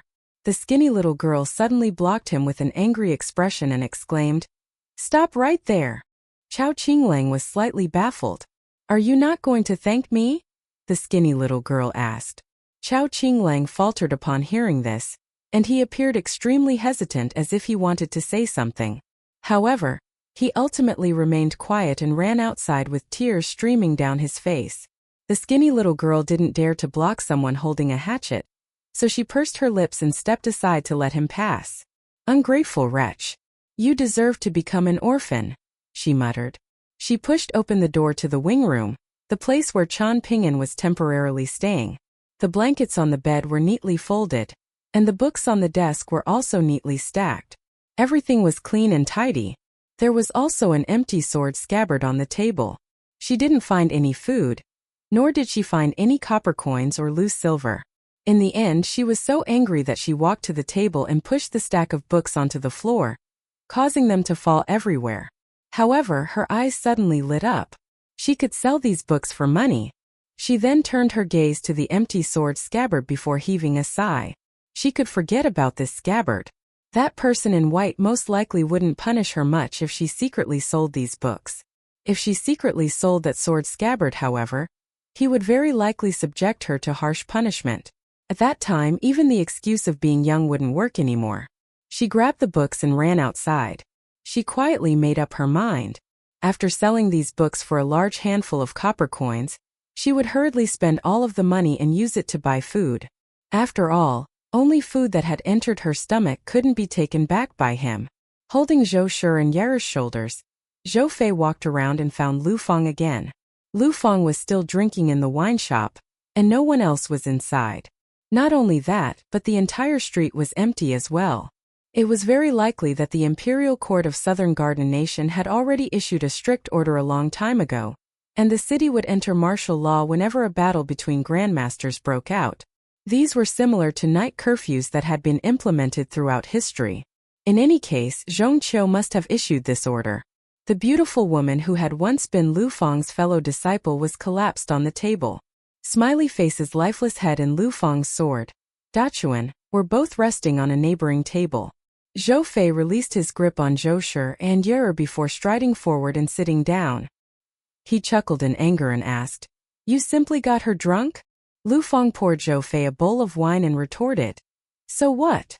Zhou Fei observed Lu Feng for a moment before saying, Finally, my efforts were not in vain. You've at least made some progress.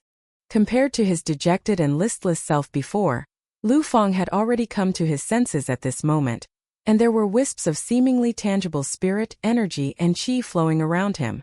It was as if they were about to twist into ropes. In any case, this was enough to let Lu Feng live in the lotus flower-blessed land for another 60 years. When the time came, he would perhaps have the chance to ascend with his physical body, enjoying incredible fortune thanks to his current misfortune. The flow of time in the lotus flower-blessed land and majestic world was very interesting. In fact, the difference between them was completely up to that person's mood. If that person found the events of this world interesting, then 60 years in the lotus flower-blessed land would only correspond to 5 or 6 years in majestic world. If that person found things boring, however, then those in the lotus flower-blessed land would suffer great calamity. Taking a look at the most unlucky time in history, a person had gone through a myriad of challenges and hardships in the blessed land, before they finally managed to ascend with much difficulty.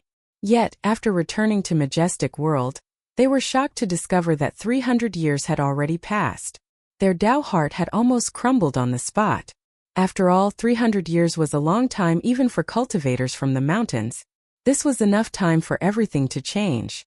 Those they wanted to see might have passed from the world already, while those they wanted to kill might have already died in peace after enjoying a life filled with riches and glory. Zhou Shi and Yeru picked a table to sit down at, each lost in their own thoughts. Zhou Shi walked over and found a pot of bamboo wine, a local specialty of Southern Garden Nation. He had just experienced a close brush with death, so this was a good time to enjoy a drink with the girl he loved. In terms of becoming one of the top 10 or even top 3 elites in the next 60 years, Zhou Shi didn't lack the conviction and strength to achieve this. He was Zhou Fei's son, after all, and Springtide Palace was on the mountain peak of the lotus flower-blessed land to begin with. Thus, Zhou Shi was confident that he could reunite with Yer after 60 years. At that time, he could hold her hand and travel to his father's hometown together. Zhou Shi didn't know what Yer was thinking. However, he didn't need to dwell on this either. This was because he had full trust in his father's abilities, especially after his father ascended and returned to his original world. That would be akin to a flood dragon returning to the water and a tiger returning to the mountains. After all, the lotus flower blessed land was only a medium-grade blessed land. Meanwhile, the Jade Tablet Sex Zhang clan, led by his father Zhou Fei, possessed the Cloud Cave blessed land, a large and high-grade blessed land. Zhou Shi had never been able to learn his father's ability to train, educate and tame women, and Zhou Fei had once joked that the immortal ability was called fake body and true heart. Zhou Fei had said that it wasn't strange that Zhou Shi could only gain a shallow understanding of this technique. Even so, this would already be enough for him to enjoy wonderful times with many women in this world. How are things going over there? Lu Feng asked. Zhou Fei raised his wine bowl and clinked it with his good friends before taking a sip of wine that truly tasted as terrible as could be. He hurriedly put the bowl down and explained, "Things are very chaotic. Feng Qingbai was killed by his good friend, Tang Qi, and Cheng Yuanshan fled without making so much as a peep.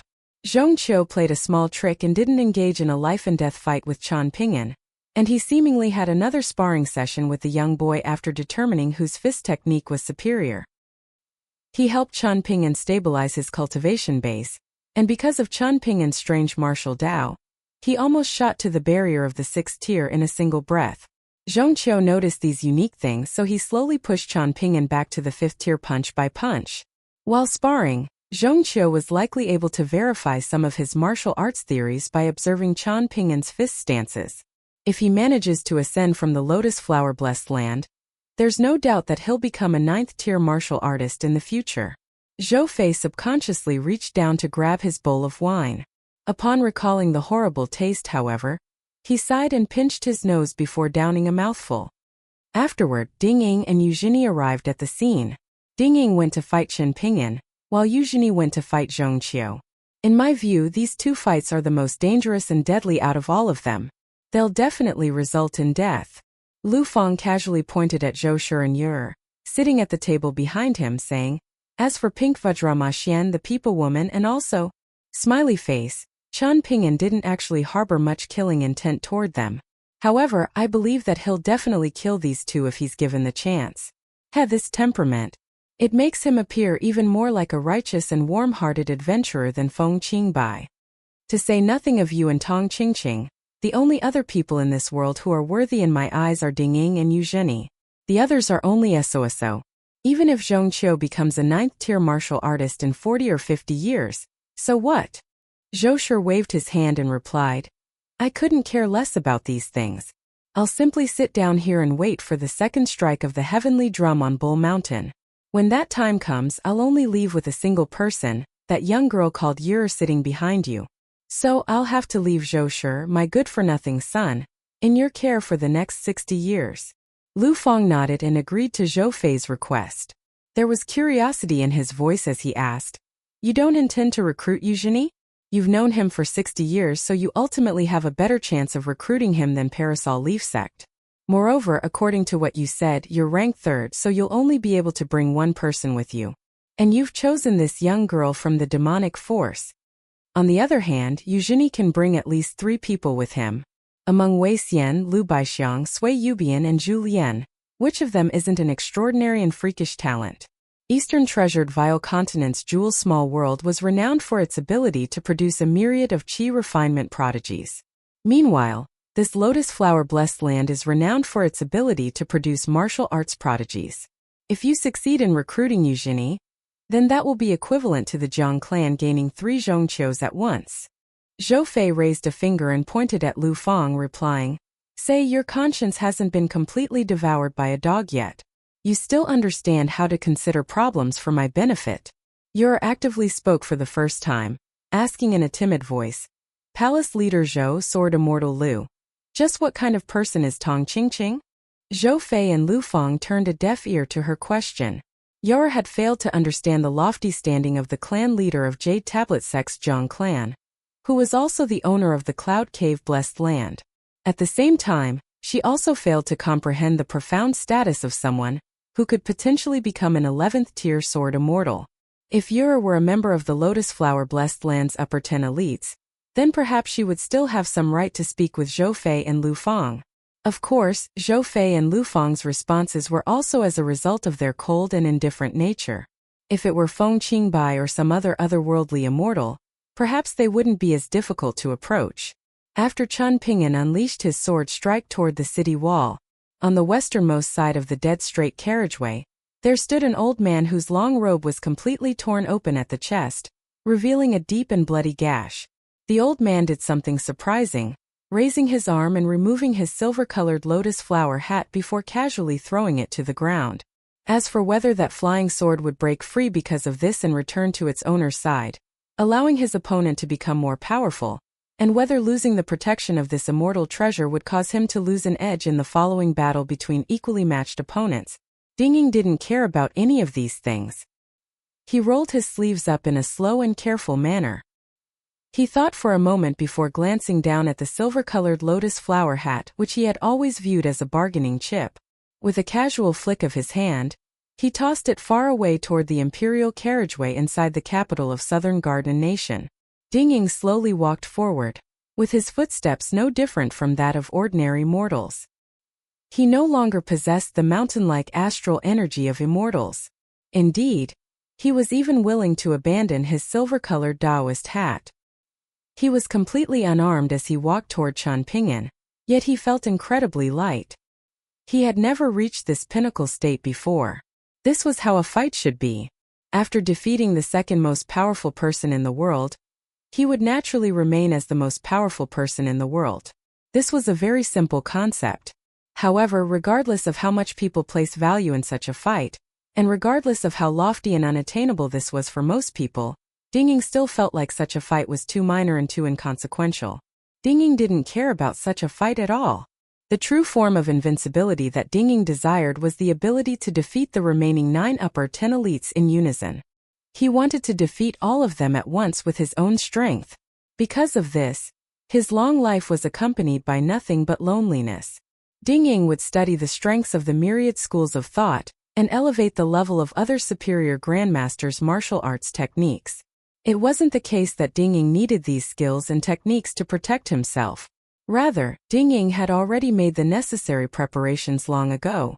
He was going to unleash a technique that he had casually obtained to easily shatter the most powerful techniques of Yu Zhini, Zhong Qiu, Lu Zong, and the other superior grandmasters.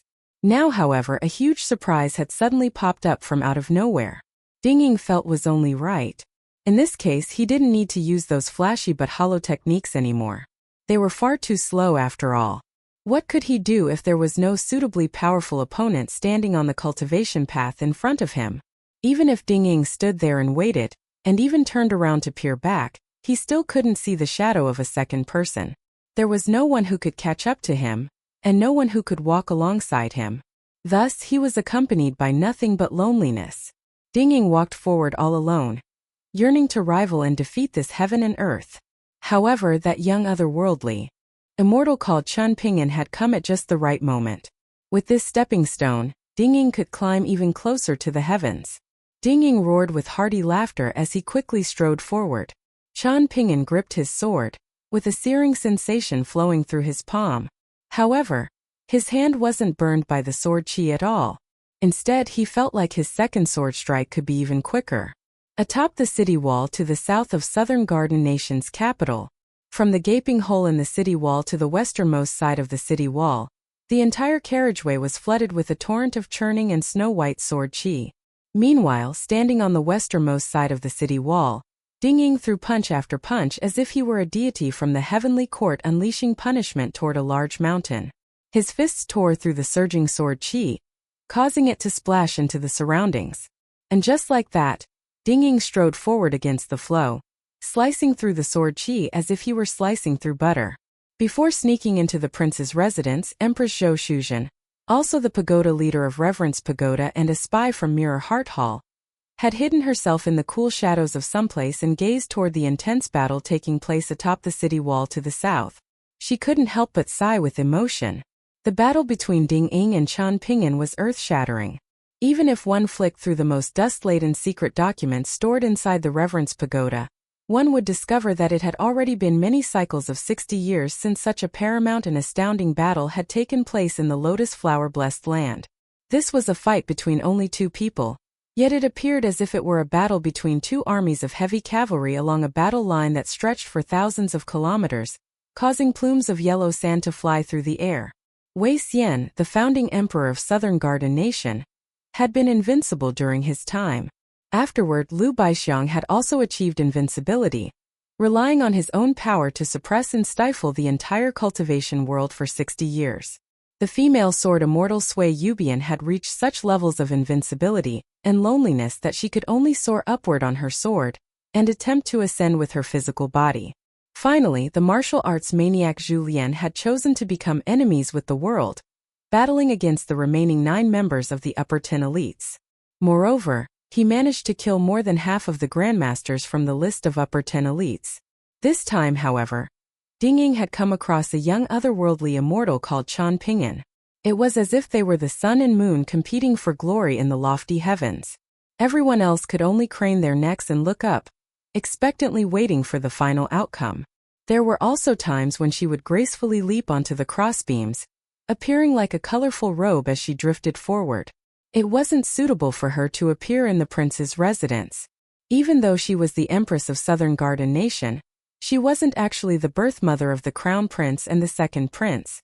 In fact, there were some imperceptible secrets floating around the imperial palace regarding the former empress' death from illness, and all of these secrets contained shadows of Empress Zhou Shuzhen. Zhou Shuzhen's figure flashed across the corridor, yet this was just enough to make Wei Yan and Fan Wanner discover her presence.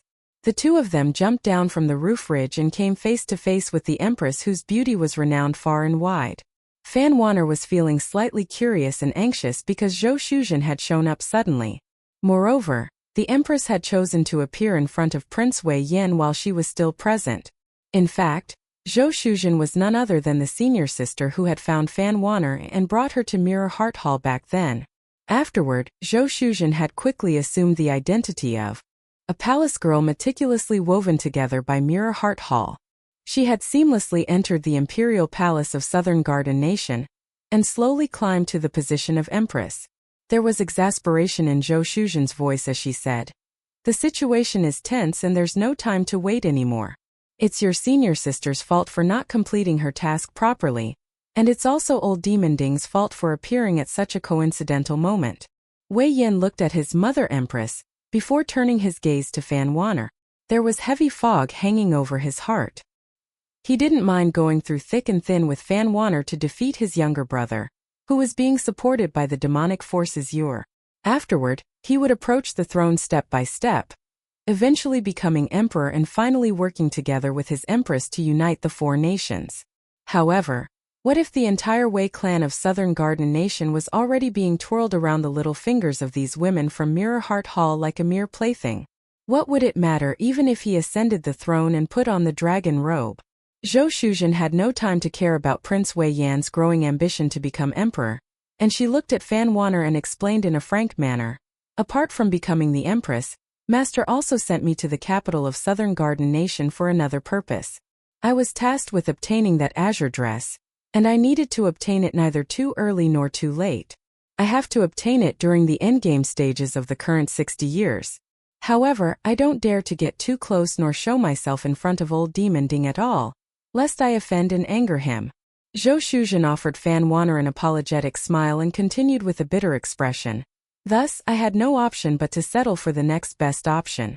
Before Zhou Fei left the mountains, he said that he would treat you as a spoil of battle, especially since he had already coveted your beauty for a long time."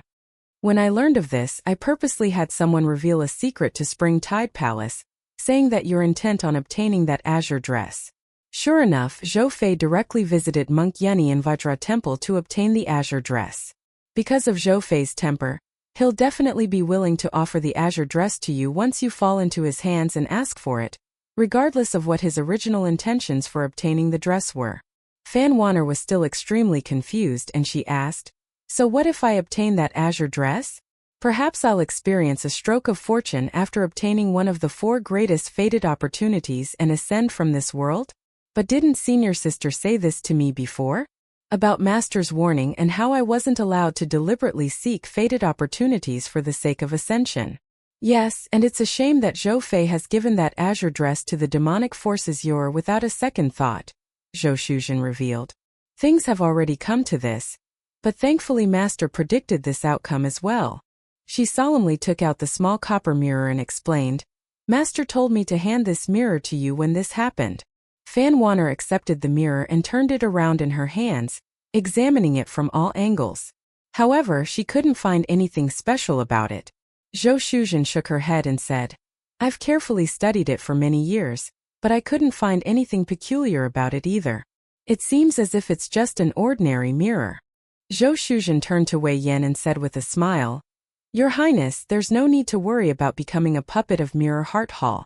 We have no ambition of transforming you into a puppet, nor do we have the strength to support this ambition to begin with. Master once said that Dingying Yuzhini and Zhongqiu are 3 insurmountable mountains in this world, especially the former 2. The schemes of Mirror Heart Hall are like the plans of children in front of them. They're completely meaningless in the grand schemes of this world." Zhou Shuzhen left out some things. One needed to respect one's elders, so she was unwilling to say too much about her master, Tong Qingqing, in front of an outsider like Wei Yan. In fact, Tong Qingqing had also said some heartfelt words to her the last time they had met. "I did all of this simply because I'm afraid of death. Thus I want to know who's doing what in every corner of the world. That way I can avoid all dangers." However, Zhou Shuzhen wasn't convinced that this was her master's true intention. Tong Qingqing's cultivation base was so profound, and she had also become one of the 4 most powerful superior grandmasters so long ago.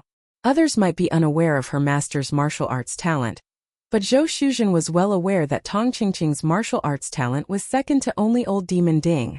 If her master were willing to put in the effort, then she could definitely become one of the top 3 elites in this world. In any case, her master also had the support of the entire Mirror Heart Hall. In addition, she also had so many loyal subordinates and spies in the imperial courts of the 4 nations. What did she need to fear? It was this world that needed to fear her master Tong Qingqing, no? Prince Wei Yan carefully ruminated over Zhou Shuzhen's words. He didn't believe them. More precisely, he didn't believe all of them. Fan Wanner fell into deep thought as she held the copper mirror. The old monk in the Vajra temple removed his Buddhist robes and changed into ordinary clothes. He seemed somewhat awkward, as if he'd grown unaccustomed to this. He then headed toward the imperial palace to ask the emperor for White River Temple's golden arhat body. Before entering the palace, he held his hands together and said, "Ba," as he waited for the emperor to summon him. The emperor was sitting in his imperial study, and personally waiting for him. Before the recent events and revelations, even the emperor of Southern Garden Nation hadn't known about this lecturing monk from Vajra Temple. The emperor only learned of the monk after the list of upper 10 elites was revealed. It seemed that this monk had mastered numerous profound and mystical Buddhist abilities. The emperor didn't hesitate at all when he agreed to give the golden arhat body to Monk Yunyi. He told the old monk to take it as he pleased. The old monk had just returned to a secular life, and was slightly puzzled by the emperor's readiness to offer him the golden Vajra body. He had already come up with many explanations and potential concessions, for example, agreeing to serve Southern Garden Nation for 30 years and so on. Elsewhere, armed sage Cheng Yuanshan didn't go over to reunite with his disciples. That would be far too obvious, and it would make it far too easy for others to find him. However, it wouldn't make sense for him to wander around with his spear either. Thus, he picked a stone arch bridge and walked over to enjoy the shade under it. He had made up his mind. and he would only show himself if at least half of the people on the list of upper 10 elites were dead when the heavenly drum was struck for the second time on Bull Mountain, which was located outside the capital. Otherwise, he would rather forfeit this opportunity to ascend. Chang Yuanshan dearly hoped that all of the grandmasters on the list of upper 10 elites would be killed. Chang Yuanshan didn't care if this went against his martial arts Dao heart or not. He only cared about the results. Looking through the tens of millions of words in the history books, what else was eternal but the bloody words "the victor becomes king, the defeated become outlaws"? Tang Tie, who had always wanted to hone his saber skills by disposing of Chang Yuanshan, failed to find the armed sage despite looking everywhere. In the end, he had no option but to give up. He pondered for a moment, and realized that the biggest variable right now was actually his own identity.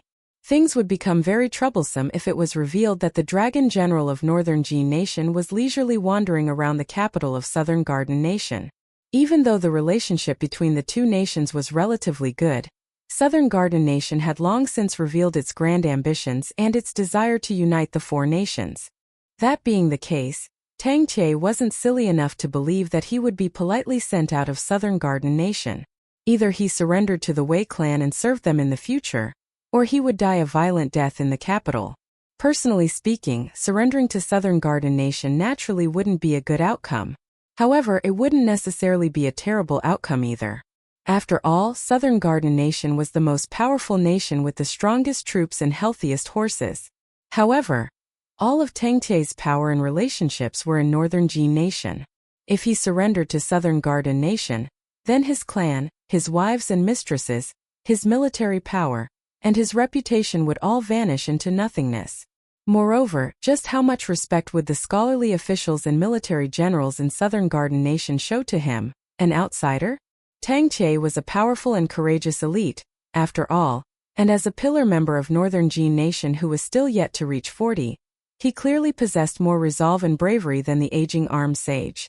Not only did he refuse to go into hiding like armed sage Chang Yuanshan, but he even chose a bustling tavern to sit down and ask for a pot of fine wine, listening to the tales spun by the storyteller. The old storyteller in his twilight years was repeating the same old stories as always, yet Tang Tie listened to them with keen relish as he drank. He felt like surrendering to Southern Garden Nation, and becoming an official here would be quite acceptable as well. One day, everyone in the four nations would be talking about his glorious military career. Tang Tie drank a sip of wine and narrowed his eyes, longing to make this a reality. Meanwhile, Zhou Fei and Lu Feng were still drinking the lowest quality wine in that wine shop located on the corner of the street, waiting for the battle atop the city wall to draw to a close. Following old Demon Ding and Eugenie's entrance into the conflict, one certain person who had already exited the conflict started to become an interesting variable again. Tong Qingqing, the superior grandmaster from the Mirror Heart Hall. Not long ago, Zhou Fei and Lu Feng had turned a deaf ear to Yora's question. However, when the girl wearing the azure dress fell silent, Zhou Fei suddenly chuckled and started to voluntarily talk about this extremely interesting otherworldly immortal. As if coming around to something, Zhou Fei glanced at Yura before explaining some of Tong Qingqing's deeds in another world to his son, Zhou Shi. After listening to his father's recollections, Zhou Shi couldn't help but feel like things were utterly ridiculous. One was an ambitious and indomitable female sword cultivator, and one was the timid leader of Mirror Heart Hall who only knew how to hide. The two of them were polar opposites of each other. In his father's native world, there was a sect called Peace and Tranquility Mountain. Here there was a female Taoist who possessed immense talent and incredibly good fortune. She was the envy of everyone else. There was a force called Divine Edict sect in Eastern Treasured Vile Continent, and in this sect was a female a generation younger than her, yet also possessed similarly immense talent and good fortune.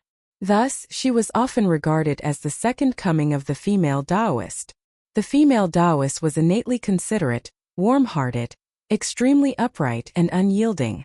If she encountered injustice, then she would definitely pursue the matter until the very end. She also viewed life and death as a minor matter, a position completely contrary to that of most cultivators. Her esteemed master had gone to great lengths and spoken many sincere words in an attempt to enlighten her, yet the female Taoist couldn't be enlightened. Each time she was lectured, She would only restrain herself for a short while before returning to her original ways. She would definitely rush over to become involved as long as she caught sight of any such injustice. Moreover, she would only be willing to relent once she dragged out the main culprit hiding in the background. She didn't care if this would delay her cultivation. In terms of potentially putting her in grave danger, she would simply roll her eyes. Because of this, Peace and Tranquility Mountain had an extremely strained relationship with Parasol Leaf Sect and Jade Tablet Sect. Its relationship with Planchette Writing Sect was even worse, and they were as incompatible as fire and water. However, to give some face to the Confucian Academy, both forces tried to restrain themselves as much as possible and hold back from throwing hands.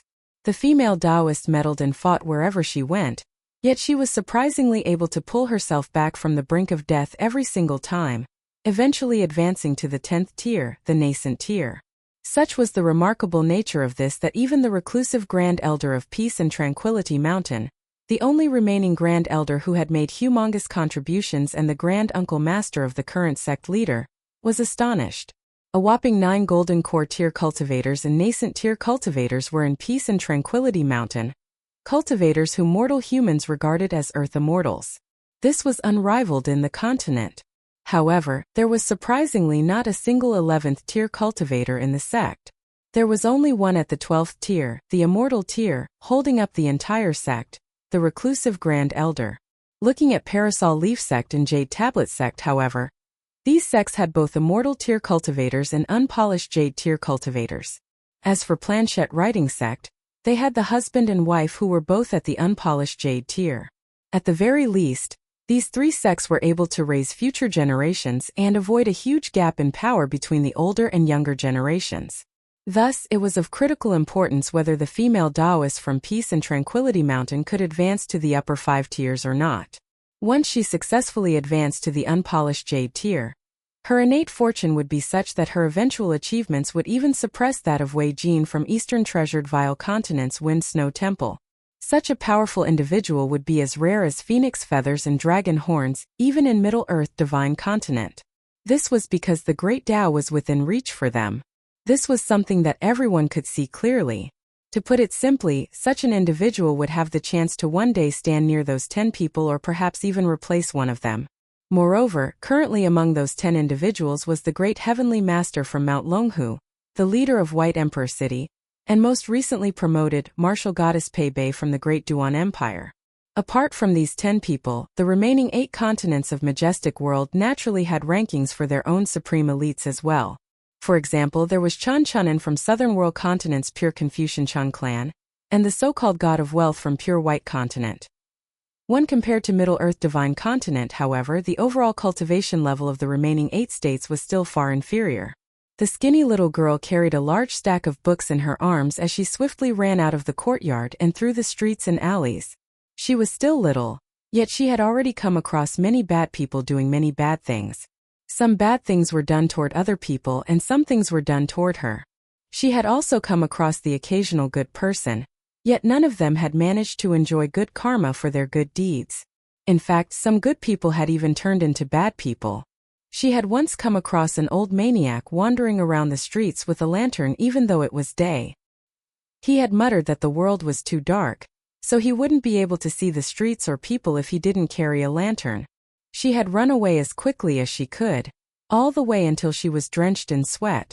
Looking up at the blazing sun in the sky, it was as if a large and brilliant lantern were hanging high up in the sky, seemingly ever-present no matter how heaven and earth spun. However, she only liked the sun when it was winter or spring. If the world could remain warm through all 4 seasons though, then she would wish that the sun never existed at all. The sky was too bright with the sun hanging there, and this would make it very easy for others to discover her when she was doing some certain things. For example, stealing food. She arrived near a well, and decided to take a break and sit on the edge of the well to rest for a while. She was panting heavily. The skinny little girl shot a glance down the deep and dark well. She was just about to spit into the well, yet she suddenly turned around and looked up, only to see a tall old man standing beside her. He was wearing something that was probably called a Taoist robe, and craning her neck to look up at him, the skinny little girl didn't dare to move at all. It was as if a single twitch of her finger or even a single thought in her mind would lead to her death. In all her life, she had never feared someone as much as she feared this old man. The Taoist priest was tall and sturdy, and the style of his Taoist robes and his Taoist hat were both extremely rare. Illuminated by the bright rays of sunshine, the skin of the old Taoist priest shone with a golden and jade-like luster, while his Taoist robes appeared completely pure and spotless, as if he weren't standing in this world at all. The old Taoist priest shot a glance at the skinny little girl before raising his arm and making a casual grabbing motion at the sky. The skinny little girl, who had been secretly glancing at him the entire time, suddenly wailed in agony and threw away all of the books in her arms, furiously covering her eyes that were already filled with tears. She started to roll around the ground in pain. This was because she had clearly seen that old man grab the sun from the sky and hold it between his fingers just then. As she writhed in agony, the head of the skinny little girl violently slammed into the well. The old Taoist priest was unmoved, feeling neither pity nor annoyance toward the little girl. He simply felt apathy. When it came to the joys and sorrows of the mortal world, witnessing them once or a handful of times was starkly different from witnessing them hundreds upon thousands of times. The old Taoist priest simply looked down at the bright sun between his fingers. This wasn't a projection. It was genuinely the true sun from the sky. The illusion was actually the bright sun hanging in the sky. The old Taoist priest temporarily placed the jewel inside his sleeve before looking up at the city wall to the south of the capital. Ding Ying had left him slightly disappointed, while Eugenie and Zhongqiu were still passable. However, this evaluation of passable wasn't because of how impressive Eugenie or Zhongqiu's performance was. Instead, it was because the old Taoist priest's expectations of them had been rock bottom to begin with. However, Ding Ying was different. Whether it was aptitude or disposition, Ding Ying was like an unrefined billet or embryo closest to the Taoist second disciple. In other words, he was like a counterfeit most similar to the genuine item. Even though Ding Ying's performance was slightly disappointing, it was still without a doubt that he could advance to the 12th tier in Majestic World, no matter where he went. However, this would also be the limit of his achievement. The barrier was far too obvious. A decent quality counterfeit would often have few blemishes, yet just how good could it actually be? The old Taoist priest still felt unsatisfied. Putting together the personalities of Wei Xian, Lu Baixiang and Zhu Lian and all of their strengths into a single person, Ding Ying, resulted in something unexpectedly fragile and disappointing. Just as he was about to flick his sleeve and crush Ding Ying's head, the old Taoist priest suddenly hesitated for a brief moment before looking up at the sky. Standing in the lotus flower-blessed land, the old Taoist priest saw the lotus flower world. The blessed land and the small world were linked, and such a strange existence was only present in 2 places out of the 4 worlds. Standing beside the well, the old Taoist priest exchanged a glance with the Taoist priest peering down at his blessed land from above. And thus, a gulf that measured dozens of kilometers in width instantly appeared at the border between the lotus flower-blessed land and the lotus flower world. The old Taoist priest humphed coldly. The jewel in his sleeve burned a hole in his Taoist robe. However, many withered lotus petals also appeared in the small world filled with countless lotus flowers. The old Taoist priest standing beside the well retracted his gaze, with the sleeve of his Taoist robe quickly returning to normal. It was without a doubt that the lotus flowers in that small world were also returning to normal. The skinny little girl lying on the ground beside his feet was still crying loudly. The feeling of staring at the blinding radiance of the sun from such a close distance was already seared deep into her soul. If she hadn't been so fortunate as to coincidentally hide in the shade provided by the old Taoist priest, even her past lives and future lives would have decayed in an instant and transformed into nothingness. The old Taoist priest exclaimed resentfully, "Old scholar, just how annoying can you be?" 1. The god of wealth is most likely referring to Lu Yuzhou's father, Lu Yuzhou being the rich boy whom Chan Ping'an met on Osmanthus Island/Stalactite Mountain. The old Taoist priest properly looked at the skinny little girl for the first time. The Taoist priest was tall and sturdy, while the little girl was as skinny as a bamboo pole. The difference between them was night and day. Under the Taoist priest's gaze, it was as if the skinny little girl, who had slammed her head into the well to seek release, were standing in the courtyard of a wealthy family on a hot summer's day and drinking a large bowl of plum soup from a white porcelain bowl. The pain suddenly vanished, and she panted heavily as she leaned her back against the wall of the well. She timidly looked at the old immortal, and her instincts caused her gaze to rapidly dart around, seeking the location where the old man had hidden the jewel. People called this kind of behavior not learning from mistakes. Fortunately, the old Taoist priest's attitude toward the world, especially his attitude toward good and evil, was very different from ordinary people. He didn't think much about the skinny little girl's impudent behavior, but he was well aware of the little girl's identity. In fact, it was because of this that the old Taoist priest felt even more irritated at the old scholar who always claimed that scholars only borrow things. The two of them had made a bet many years ago, and the impoverished old scholar had relied on acting shamelessly and rolling around and screaming like a petty woman to win a token from him. The old scholar had then asked the old Taoist priest to guarantee that he would protect the person who held this token if he ever came across this person in the future. Since he had lost the bet, the old Taoist priest had naturally agreed to this request. However, his resentment toward the old scholar wasn't minor. Afterward, the two of them had encountered each other again, and they had sat down and debated Tao with each other. They had debated verbally and not physically, and they had done so on the border between the lotus flower blessed land and the lotus flower world. In the end, it was still the old scholar who had taken advantage of the old Taoist priest. At some unknown time, however, the shameless old scholar had done more than just this. He had actually planted this go piece in the lotus flower blessed land in secret. Meanwhile, such was the old Taoist priest's familiarity with his blessed land that he had been blind to this. The old Taoist priest stared at the skinny little girl leaning against the well, his eyes limpid and indifferent like the brilliant sun in the sky that never cared about the harsh cold or searing heat in the human world. He cared even less about the words of praise or condemnation from other people.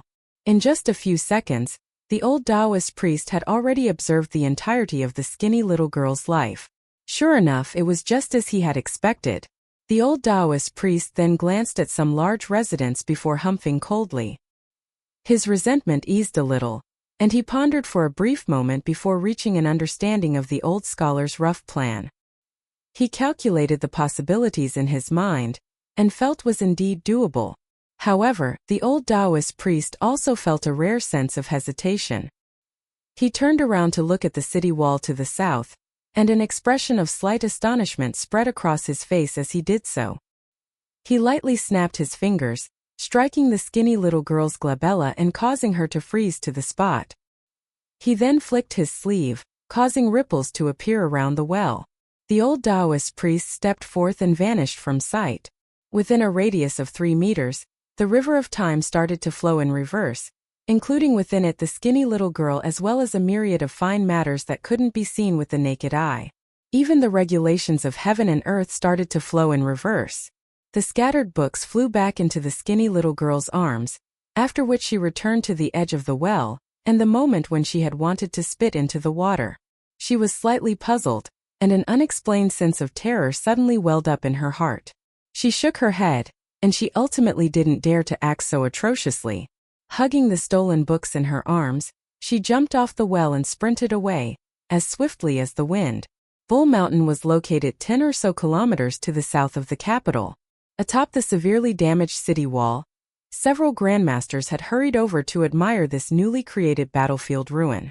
They were spread out along the wall, and Eugenie and Zhongqiu had also paused their life and death battle to rush over to this place. Right now, Eugenie was silently observing the flow of qi around the city wall, as well as the remnants of the pure sword intent still lingering among heaven and earth. Zhongqiu wasn't in the mood to do this, and he rested his hands on a destroyed merlin, leaning slightly forward as he gazed into the distance. The colored glaze flying sword flew to Eugenie's side, with its speed decreasing further as it drew closer to the city wall. After arriving atop the city wall, it couldn't help but ring softly as if it were feeling slightly afraid. Following the colored glaze flying sword, knife sharpener Luzong also arrived on the carriageway of the city wall. He leaped onto an annihilated section of the wall and sat down cross-legged. The boning knife in his hand was severely damaged, and the old man extended a thumb and carefully ran it over the mirror-like surface of the blade. His knife had been so arrogant and haughty during its life, yet it had now been reduced to such a sorry state by a flying sword. This was karmic retribution in the same life. Dragon General Tang Tie from northern Jian Nation slowly climbed onto the city wall with his saber, refiner, hanging by his waist. He chose an empty spot to stand, placing his hand on the hilt of his saber and radiating with a vast and magnificent aura. Compared to these grandmasters, armed sage Chang Yuanshan, who remained hidden in the shade of the stone arch bridge, was truly bringing shame to the title of grandmaster. Zhou Fei and Lu Feng also arrived at the city wall to the south of the capital together.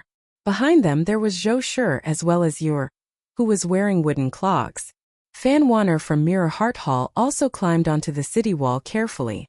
She didn't dare to walk onto the carriageway from the paths on the two sides of the city wall, and she instead used her qinggong to dash up the side of the wall. When she chose a spot between the Imperial Preceptor of Southern Garden Nation and the Dragon General of Northern Jian Nation, the battle between Ding Ying and Chen Ping'an, which had first moved atop the city wall, had now moved even farther away, outside the capital of Southern Garden Nation. From the city wall where the grandmasters were standing to Bull Mountain in the distance, clouds of dust billowed through the air, making it seem as if an AO were turning its back and ripping open the ground. Beyond the south of the capital, the merchants and travelers on the post roads and official roads had already scattered and fled. Not only did Ding Ying advance against the flow, walking forward step by step and throwing punch after punch to forcefully shatter Chen Ping'an's river of sword qi, but he even risked a multitude of injuries to approach Chen Ping'an, forcing the young boy to engage with his sword. Ding Ying turned a terrible situation into a good one, no longer restricting himself to a certain branch of martial arts as he fought. Instead, he used everything within his repertoire. His techniques were superficially similar to the trump cards of Yu Zhenyi and the other grandmasters, yet in reality, they possessed a starkly different intent. A palm strike directly smashed toward Chen Ping'an and his sword, yet the astral energy of the attack originated from behind Chen Ping'an, exploding with a boom. As he snapped his fingers, wisps of sword qi surged forth like water in a funnel, with their movements rapid and unpredictable. Not long ago, Ding Ying's clothes had been in tatters and his hair a complete mess as he had forced Chen Ping'an onto the ground. He hadn't paused at all, and had instantly leaped down the city wall to continue pursuing Chen Ping'an, making sure to maintain a distance of at most 2 arms' length between them the entire time. Ding Ying refused to give Chen Ping'an the opportunity to calmly and comfortably unleash his sword techniques and raise his sword intent to a pinnacle level. He could say with absolute confidence that each of the young otherworldly immortals' sword strikes was as powerful as the full-power sword strike of that legendary woman known as Sword Immortal Sui Yubian. Of course, this didn't take into account Sui Yubian's 3 sword strikes in an attempt to achieve ascension. Having found the opportune moment, Sword Immortal Sui Yubian had very likely possessed close to half of the world's martial fortune at that time. Thus, she couldn't be considered as just Sui Yubian during that moment. Because of this, Ding Ying knew that the heavenly Tao of this world didn't discriminate against martial artists attempting to crudely ascend with their physical bodies. In fact, Sui Yubian had been allowed to freely absorb the martial fortune of the world. In other words, her failure to ascend and the decay of her flesh, disintegration of her bones, and crumbling of her soul as she fell back to the mortal world was simply a result of her own lack of power. She had no one to blame but herself. Ding Ying's fist slammed into the middle of Chen Ping'an's sword, causing the blade to bend backward. The tip of lasting qi was almost about to pierce into Chen Ping'an's shoulder, so he had no option but to extend 2 fingers and push them against the tip of the sword, pushing the blade back to its original shape. At the same time, he nimbly jumped back in retreat and instantly slid more than 30 meters along the official road. However, Chen Ping'an didn't feel any sense of delight at the fact that Ding Ying hadn't given pursuit. Instead, he immediately used the proper sword scripture's deity suppression technique to release sword qi and guard his surroundings. Like spectacular rays of light, 7 or 8 bursts of fist aura condensed into something tangible as they blasted into the sword qi. Chen Ping'an shuffled around in small steps as thunderous booms echoed around him repeatedly. The sword qi and the fist auras were almost destroyed in unison, releasing bursts of splendidly colorful light. It was as if 2 armies of elite cavalry had perished together on the border between 2 nations. Standing in the distance, Ding Ying continued to throw a relentless flurry of punches, not using any fancy stance or technique. Instead, he was doing as he pleased and throwing the most simple of punches, He also took a single step and cut the distance between them by 6 meters. When Qian Ping'an finally countered all of the fist auras with much difficulty, Ding Ying had already rushed back and started to engage in close-quarter combat with him again, not giving him the opportunity to replenish his qi. Qian Ping'an continued to retreat as he fought, while Ding Ying continued to push forward in an overbearing manner. Both sides had shown off the peak of their strength already, with Qian Ping'an's peak being his first sword strike atop the city wall. Facing that sword strike, even Ding Ying, who was so haughty that he only viewed the heavens as his rival, had no option but to silently step back and retreat. In fact, even his temperament had started to shift. Meanwhile, Ding Ying's peak had arrived at the exact moment that he had been forced into a disadvantageous position. He had charged forward against the torrential flow of sword qi. Afterward, Qian Ping'an's strength had started to decline, while Ding Ying had also surprisingly failed to maintain his intensity and determination. Even though Qian Ping'an's release of sword qi appeared turbulent and formidable on the surface, looking much like floodwater that had burst through a levee, this was something that Ding Ying could confidently block. As a result, it would only win Qian Ping'an enough time to catch a breath. This was only enough to prevent Ding Ying from making the first move and seizing an advantage. When it came to the tide of sword qi that had been condensed into a single thread, however, Ding Ying had been left with no choice but to dodge its intense might. 2 kilometers from the city, a small hill rested near the official road.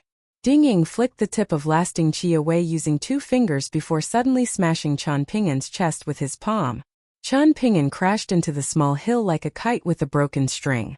The strike was so powerful that he simply blasted through the hill like an arrow through paper. Dust and debris soared into the sky. The incredible might of Ding Ying's palm strike was evident from the fact that lasting qi had gone flying from Qian Ping'an's hand, drawing an arc in the air before plummeting to the ground. If there was no other surprise, then the sword was going to land near the small hill on Ding Ying's side. Ding Ying narrowed his eyes. He was unable to clearly see Qian Ping'an's pitiful state, but he still darted forward without delay. In reality, he was slightly hesitant about how he should deal with the sword in front of him. Should he drive home his advantage and grab that sword, tossing it back to the city wall and having it be as far away from their battlefield as possible? That way, the young otherworldly immortal would no longer have a sword to wield. Or should he use the sword as bait, setting up a trap here and aiming to kill Qian Ping'an with a single blow? However, Qian Ping'an's response caused Ding Ying to immediately abandon these thoughts. Ding Ying's hair suddenly stood on end, and he instantly raised his guard. He ground to a halt and forcefully stomped his feet, assuming an overwhelmingly mighty fist stance and unleashing a torrent of powerful fist auras, rapidly striking the area between the sword and the small hill. However, as rapid as Ding Ying's response was, there was still a wisp of snow white that allowed the fist auras to violently strike it as it leaped up from the peak of the small hill and extended its arm, perfectly catching lasting qi that had pulled itself out from the ground. For the sake of rushing through Ding Ying's torrent of fist auras as quickly as possible, Qian Ping'an was already at the limit of his power. However, he still grabbed his sword and insisted on unleashing this sword strike. Qian Ping'an didn't consider whether the might of this sword strike would be severely weakened. Perhaps it would only be enough to tickle the spirited Ding Ying, or perhaps it would only be enough to leave some insignificant wounds. In this inconceivable world, and on that street in the capital, everyone was mysteriously drawing their weapons and trying to kill each other. It was as if no one cared about who Qian Ping'an truly was, whether he was good or bad, and why he had appeared in the capital of Southern Garden Nation. This kind of utterly terrible feeling. When walking to the covered bridge by himself after visiting the severely wounded Lu Xianyang, Qian Ping'an had promised himself that he could never accept such a situation again. He would not be forced to become a powerless dog, wagging his tail and pitifully begging the heavens for mercy, hoping that he would receive justice. Qian Ping'an had already practiced the proper sword scripture for a decent amount of time. However, the true sword intent that Qian Ping'an had captured didn't belong to this sword scripture. Instead, it came from 3 sword strikes. One was inside that run-down old temple, when Mr. Qi easily shattered Lu Qiqing's formation with a single sword strike. And while fighting alongside Sword Saint Song Yushao from Watercombing Nation, Qian Ping'an later split apart a suit of golden armor with a single sword strike. One was unleashed inside the picture scroll of the scholarly sage by the sword spirit, and Qian Ping'an had managed to emulate a small portion of its aura when launching his own sword strike on the city wall of Southern Garden Nation. His strike had been so powerful that Ding Ying had almost conceded that he was second in the world. One was unleashed by Qian Ping'an himself inside the picture scroll, against Middle-earth Divine Continent's Tassel Mountain. In addition to these three, there were still an additional 2 sword strikes that Qian Ping'an was still relatively unfamiliar with. This was because he was not very familiar with the 2 people who had launched these sword strikes. At the same time, he had also been standing too far away. Thus, Qian Ping'an was still yet to comprehend them enough to emulate their aura and imbue them into his own sword strikes. One strike was launched by Wind Snow Temple's Wei Jin. His sword slashed through the barrier in the sky before he even arrived. One strike was launched by Mahis Su Ru. He drew his blade 1 inch from its scabbard, and an entire mountain materialized in front of him.